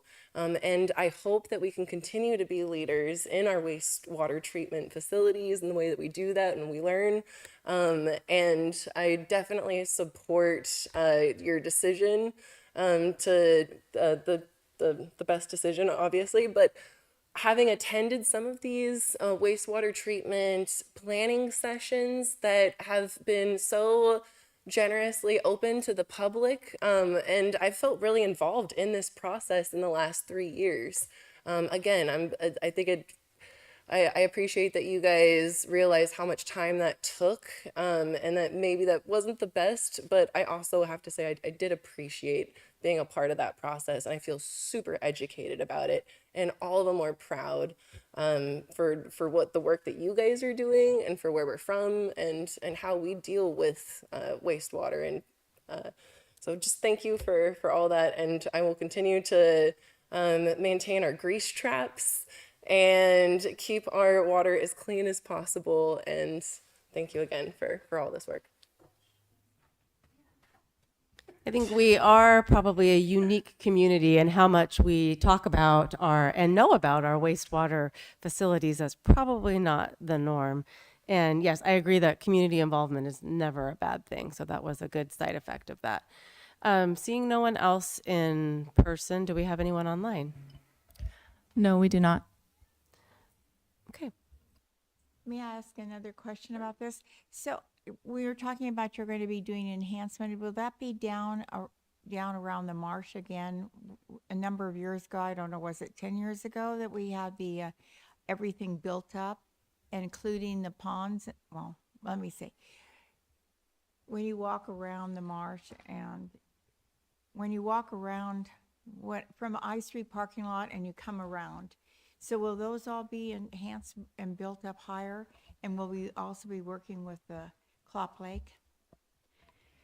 So the suggestion right now with alternative one is to focus on the core area of the treatment plant, not where you're saying, but to add 3 to 5 feet around the core area of the treatment plant. Around the enhancement marshes, our suggestion is to adaptively manage those, and as part of it could be part of a phase 2, it could be a future project of looking at raising elevations to at least 10 feet. There's certain and there's certain spots more of like repair level. This could also be looked at in the future by the council, by future councils. This is not a proposal to fully armor South High Street.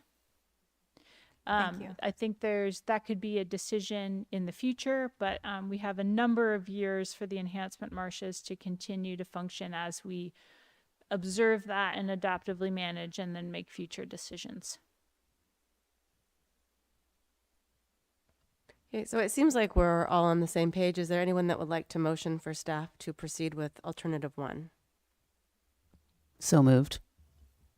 You can second it because it's really hard for me to do that. Second? Oh, well, it's just, I still think about what we did in the past, how the fight we had, and we're able to make a big difference. And now it's slowly but surely, we're going to have the enhancement marshes, we're going to have so forth and so on.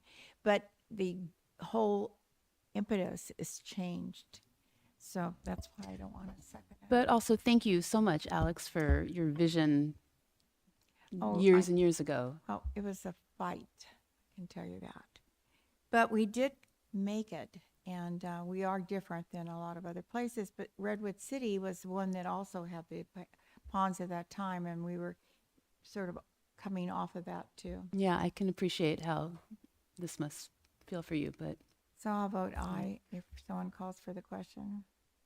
Okay, we have a motion and a second. All in favor? Aye. We still have 3 more action items, so I'm going to suggest we take a 5-minute break, and then we'll finish up. Thanks.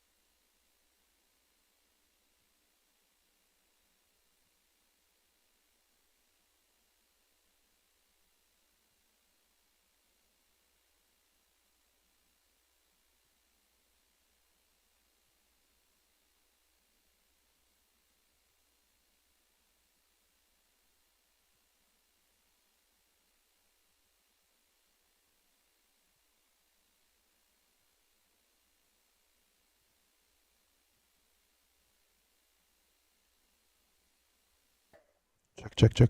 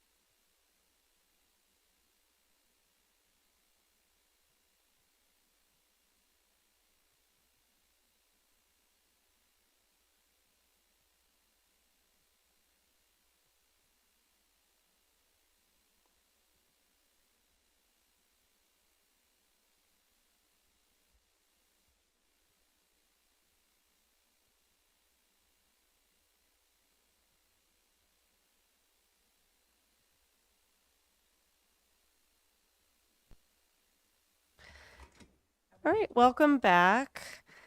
We're now jumping into new business.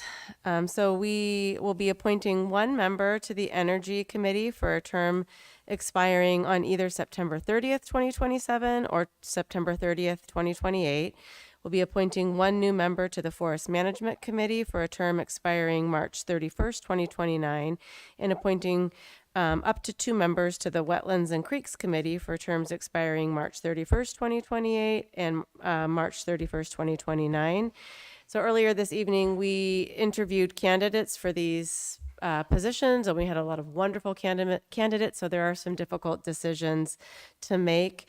And I think that what we'll do is we'll take public comment, and then we will just take them one at a time. So I was going to do all of them at once, but I think I want to, with so many dates and people and committees, it'll just be simpler if we just, we're just going to do it one at a time I think it'll be quicker, and then I think our clerk will appreciate that. So let's go ahead and jump into public comment if we have any. None in person. Do we have any online? No, we do not. Okay, so the first motion we're looking for is to appoint one member to the Energy Committee with a term ending in either September 30th, 2027 or 2028. well, I would so move for Alex Fukuchi.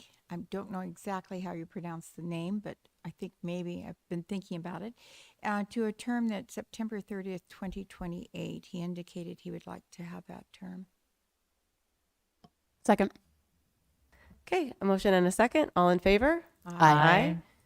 Next, this is to appoint one member to the Forest Management Committee with a term ending March 31st, 2029. So I'd like to make a motion to appoint a Hugh Scallon for March 31st, 2029.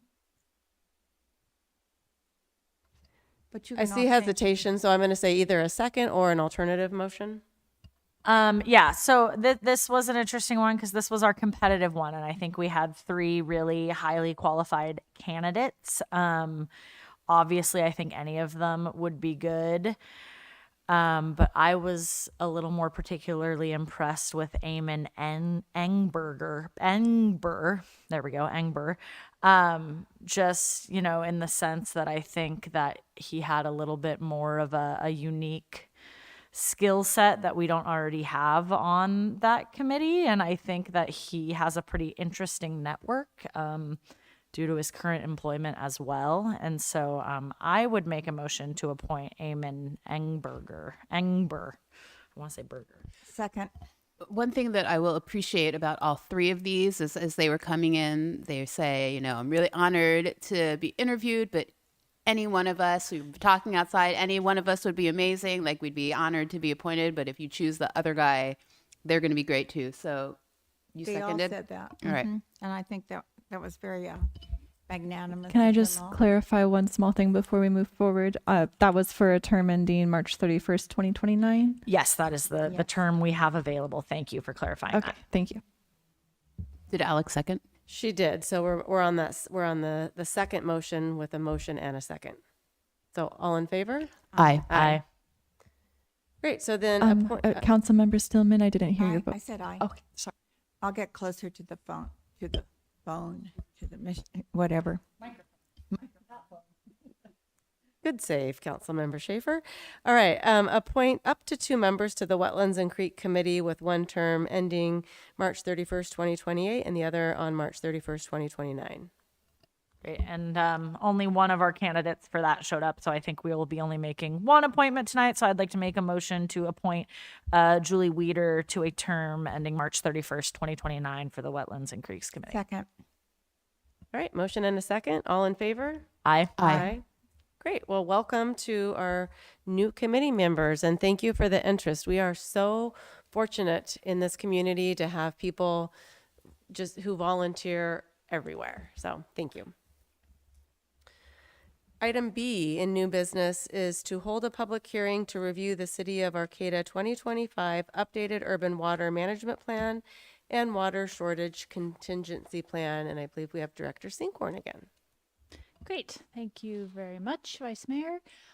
So the state has many requirements for compliance around, for many topics around water, ensuring that we have a safe and reliable water system, and a requirement of water suppliers over 3,000 customers is to every 5 years develop an urban water management plan and now an associated water shortage contingency plan. So the purpose of an urban water management plan is to document existing water supplies, future water supplies, current demands and future demands, and conservation efforts. It is a long-range plan intended to ensure water reliability into the future. It's updated every 5 years. The council last adopted the plan in 2021. Fortunately, on the North Coast, we are very fortunate to have a very reliable water supply. The city is a municipal customer of the Humboldt Bay Municipal Water District. Ruth Lake on the upper Mad River is right now, as of yesterday, it was at 98% of capacity. Even in drought years in 2014, 2015, Ruth Lake filled to capacity. We are very fortunate, and that's a key component that we will see in the long range plan. The water is pulled through rainy wells from groundwater under the Mad River, about where the Annie and Mary Trail will terminate for the city's project. It's fun to make that connection now. Another capital project that is under construction.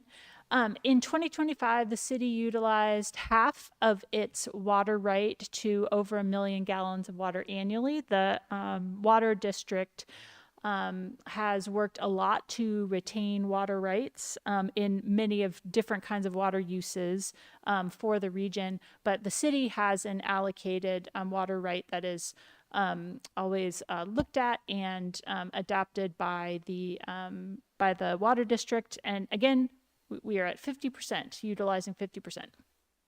We also have an emergency water source that is a groundwater well. Our intention is to just utilize that in times of emergencies. If there is a catastrophic mainline break, it has been offline for a number of years. And this year, well, next fiscal year, we have capital improvement project to do the final pump and electrical upgrades. That would have the capacity to withdraw up to 500,000 gallons of water per day. So just briefly, some of the key components in the urban water management plan. Each supplier has to demonstrate compliance with a target water use. It is great to say that in 2025, Arcata, in the service area, Arcata used on average 77 gallons per capita per day, and that is well below our 2020 target of 113 gallons per capita per day. So this is a much lower water use than the state average. We can continue water conservation efforts, but that is a great metric.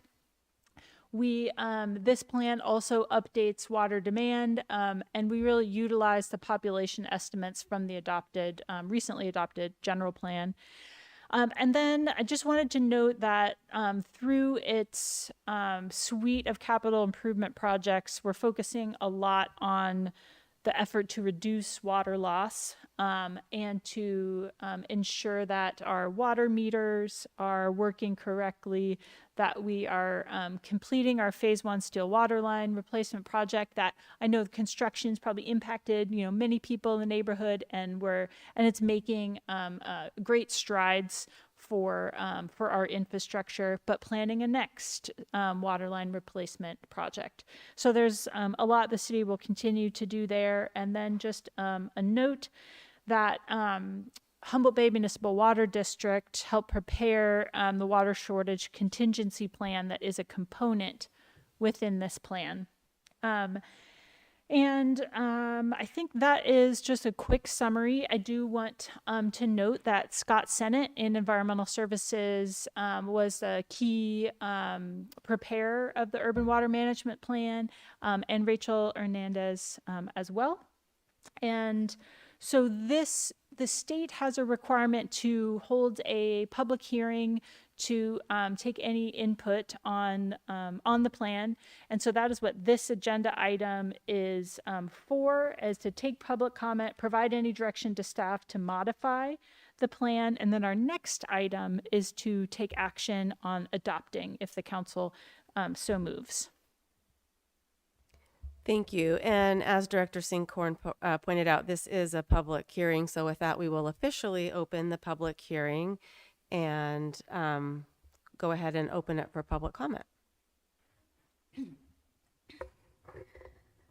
Hi, my name's Joanne McGarry, and water is life, and I really do appreciate knowing that every 5 years we're looking at how we're doing and what we're using and how we're mitigating issues. And I moved here 14 years ago from Santa Barbara, and they have huge water issues.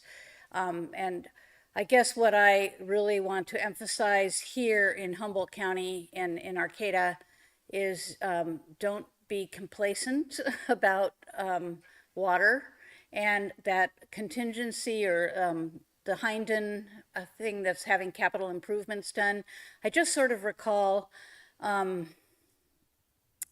when the generator hadn't been looked at or used over at the community center in a while because we hadn't needed to. And then, of course, we had that power outage in October of 2023 or whenever it was. And, you know, they couldn't get the generator started. So I do hope that Hinden contingency water is being looked at and analyzed on a regular basis so that we're making sure that it's not, you know, seeping out or we're not able to pump it out or, you know, all those sorts of things. And I'm, you know, I'm sure that you are doing that, but I just kind of sometimes want to say it out loud because when things seem abundant in terms of our resources in Humboldt County and in Arcata, then sometimes they're not. So we just need to make sure that we're planning, and I appreciate the regularity of this look-see and opportunity to speak up about it. Thank you. Thank you. Do we have anyone online? No, we do not. All right. Any questions from council? Okay, we'll go ahead and, go ahead. I was just going to say, I thought it was interesting that we're going to be fined with, I can't remember what year, but it was in there, probably in another 30 years, we're going to be up to 65%. And we're going, because you've projected on population base and what our usage will be for water. So I thought that was excellent. We were in really good shape along those lines. All right, thank you. So we will close the public hearing. And I do not believe we need a motion for anything on this item. It takes us to kind of a continuation, which is the next one,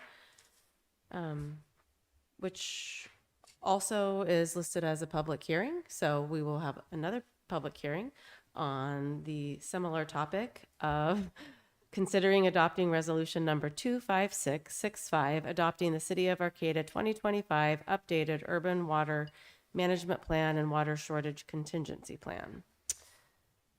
So we'll go ahead and have a staff report. Yes, so really a continuation of the last item. Staff's recommendation is to open the public hearing, take public comment, and then to motion to adopt the resolution adopting the urban water management plan, which we will then send to the state by our July deadline. Thank you. So we will go to public comment. All right. Anyone online? No. Okay.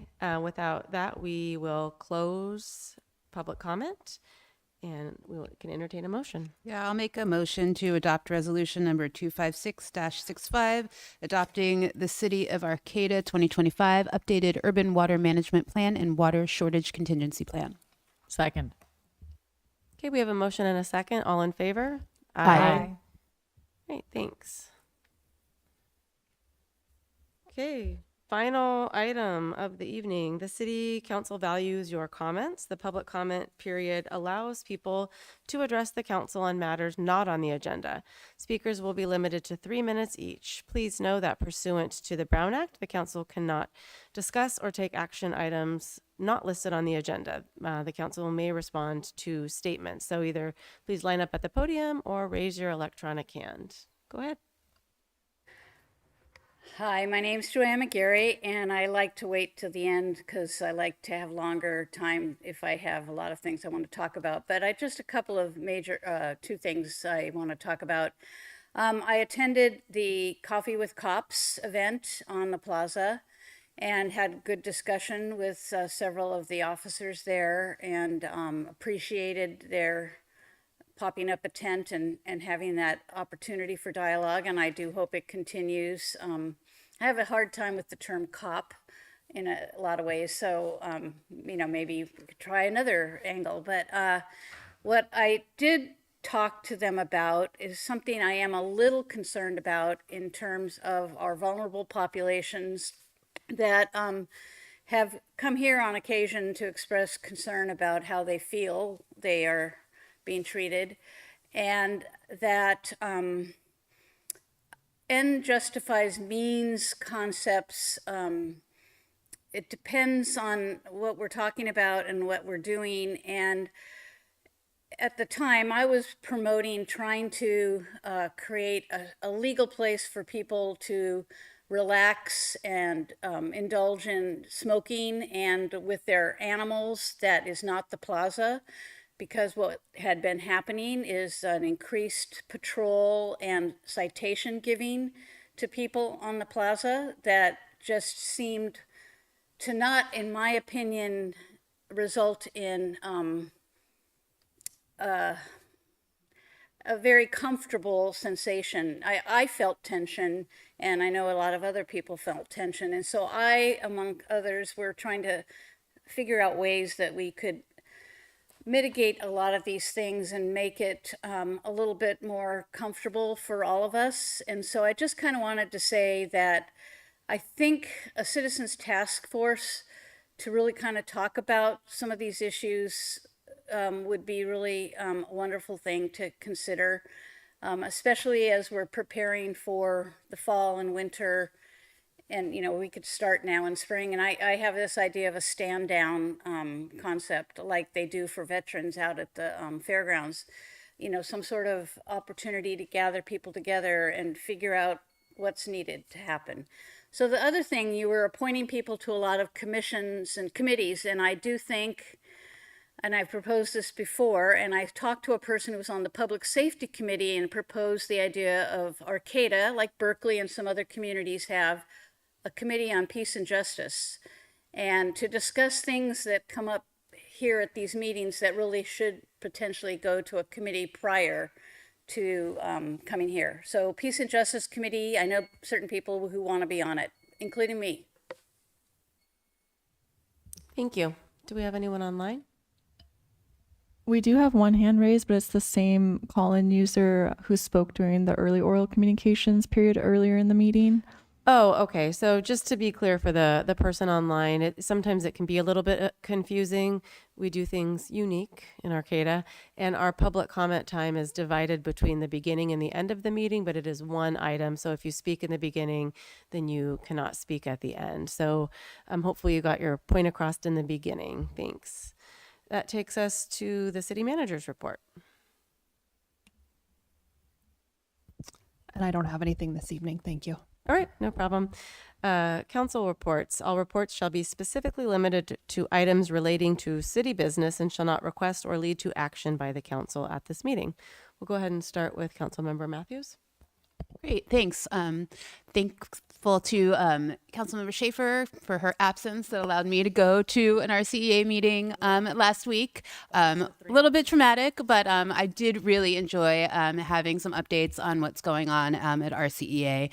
So thank you so much for that. I'm looking forward to hearing about your tour, and talked a little bit about the Sandrini facility. So again, it was just really great to dip my toes in that again. And thank you to Vice Mayor Atkins Salazar. I will get to go to my old stopping grounds of HWMA next week. So I'm looking forward to seeing what's going on there. And then I'll have my REDAC meeting as well. I have my Cal Cities Community Development and Economic Policy Committee meeting on Friday. It's our last legislative policy committee meeting of the year. So I'm looking forward to seeing what's coming across for housing, community, and economic development. And then this next 2 days is the Outdoor Economy Summit that's happening at the Adorney Center. It's by Cal Poly, but there's some really interesting presentations about all things that pertain to the outdoor economy. And then what else did I write? That's it. And again, Oyster Fest kickoff party is tomorrow night. I'm looking forward to all of the festivals coming up, and I think that's it right now. Yes, thank you, Meredith, for sitting in with me or for me at our CEA when I was not able to make it. And I did have the opportunity, the weekend before that, to travel with some other RCEA board members. And so it was nice to go with some other local council members from Trinidad, Blue Lake, Fortuna, and then me. Yeah, that was it. And then as well as some RCEA staff. So it was really nice to have our director, deputy director, and then our legislative policy director kind of all there, because as we were touring and things were coming up, they were able to ask really good questions, and then also, be able to kind of provide the perspective of, how it impacts RCEA, how it impacts ratepayers. And so, I said the tour and people don't know what I'm talking about. I mean, you do. But I toured the Diablo Canyon nuclear power plant, which is owned by PG&E in San Luis Obispo. And you can obviously tell that PG&E is trying to, get elected officials to understand and be on board with nuclear power and what's going on there. And I have a lot of thoughts and feelings about that I'm not going to go into right now. But if you want to talk to me about it, talk to me about it. But it was just fascinating to see. I will say the one thing I was expecting, because they store all of the nuclear waste on site, and I was like, it's going to be so much. It's just going to be everywhere. It has a very small footprint. And I was very shocked by that. So there was a lot of misconceptions I have that were maybe peeled back, but also a lot of things that made me think long and hard. So if you want to talk to me more about it, talk to me about it. But it was a great experience. And that's all. Oh, and also, yes, during the Oyster Fest kickoff party tomorrow, they will also be doing a Pints for Nonprofits for Black Humboldt at the pub. So come out, celebrate the Oyster Fest kickoff, and celebrate my birthday, which is tomorrow. And you can buy me a beer and support Black Humboldt.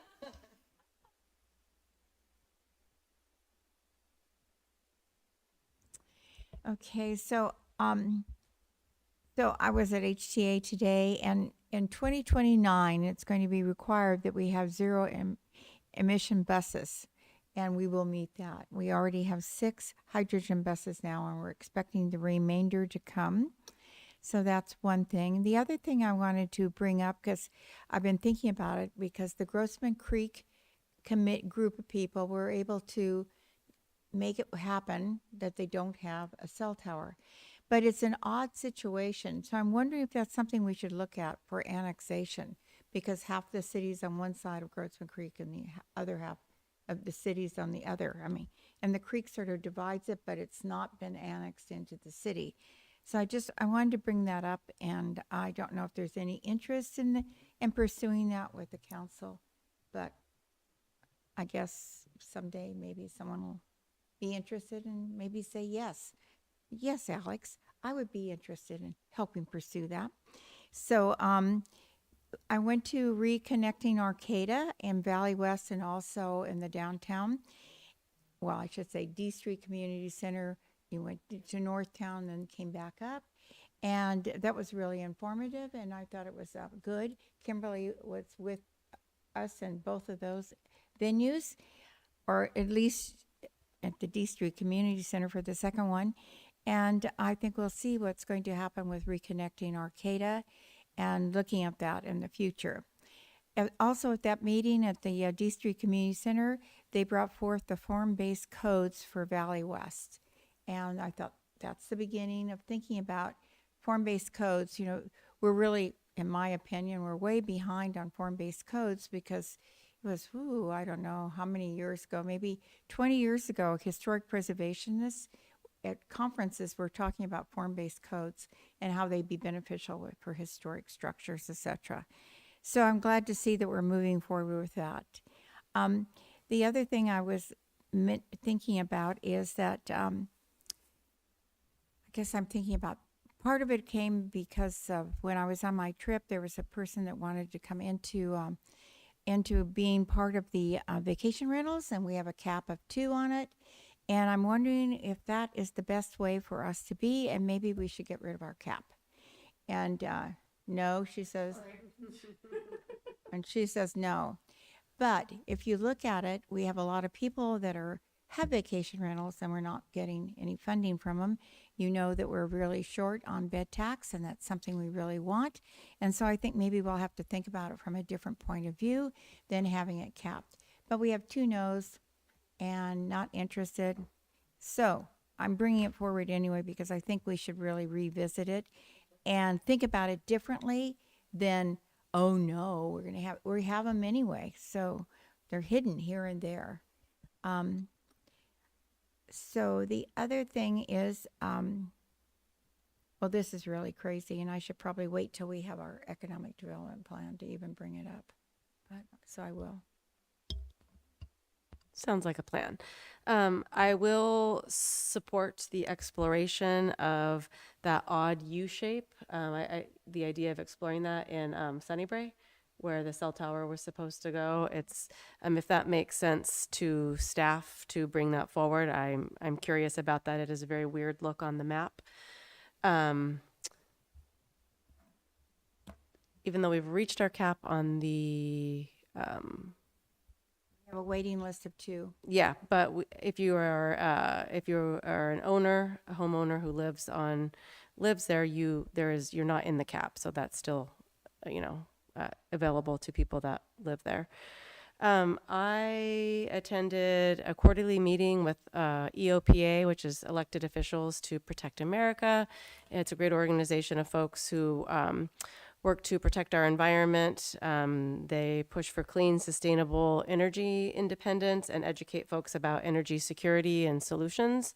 So that was a good gathering. Mayor White was also there. I went to the ribbon cutting for the 101 Indianola Underpass, which was wonderful to be able to be part of that ribbon cutting, and also acknowledging that this has been in the works for over 20 years of people. That many people have worked on it, and so to get to go to and be part of the finalization of it was a privilege.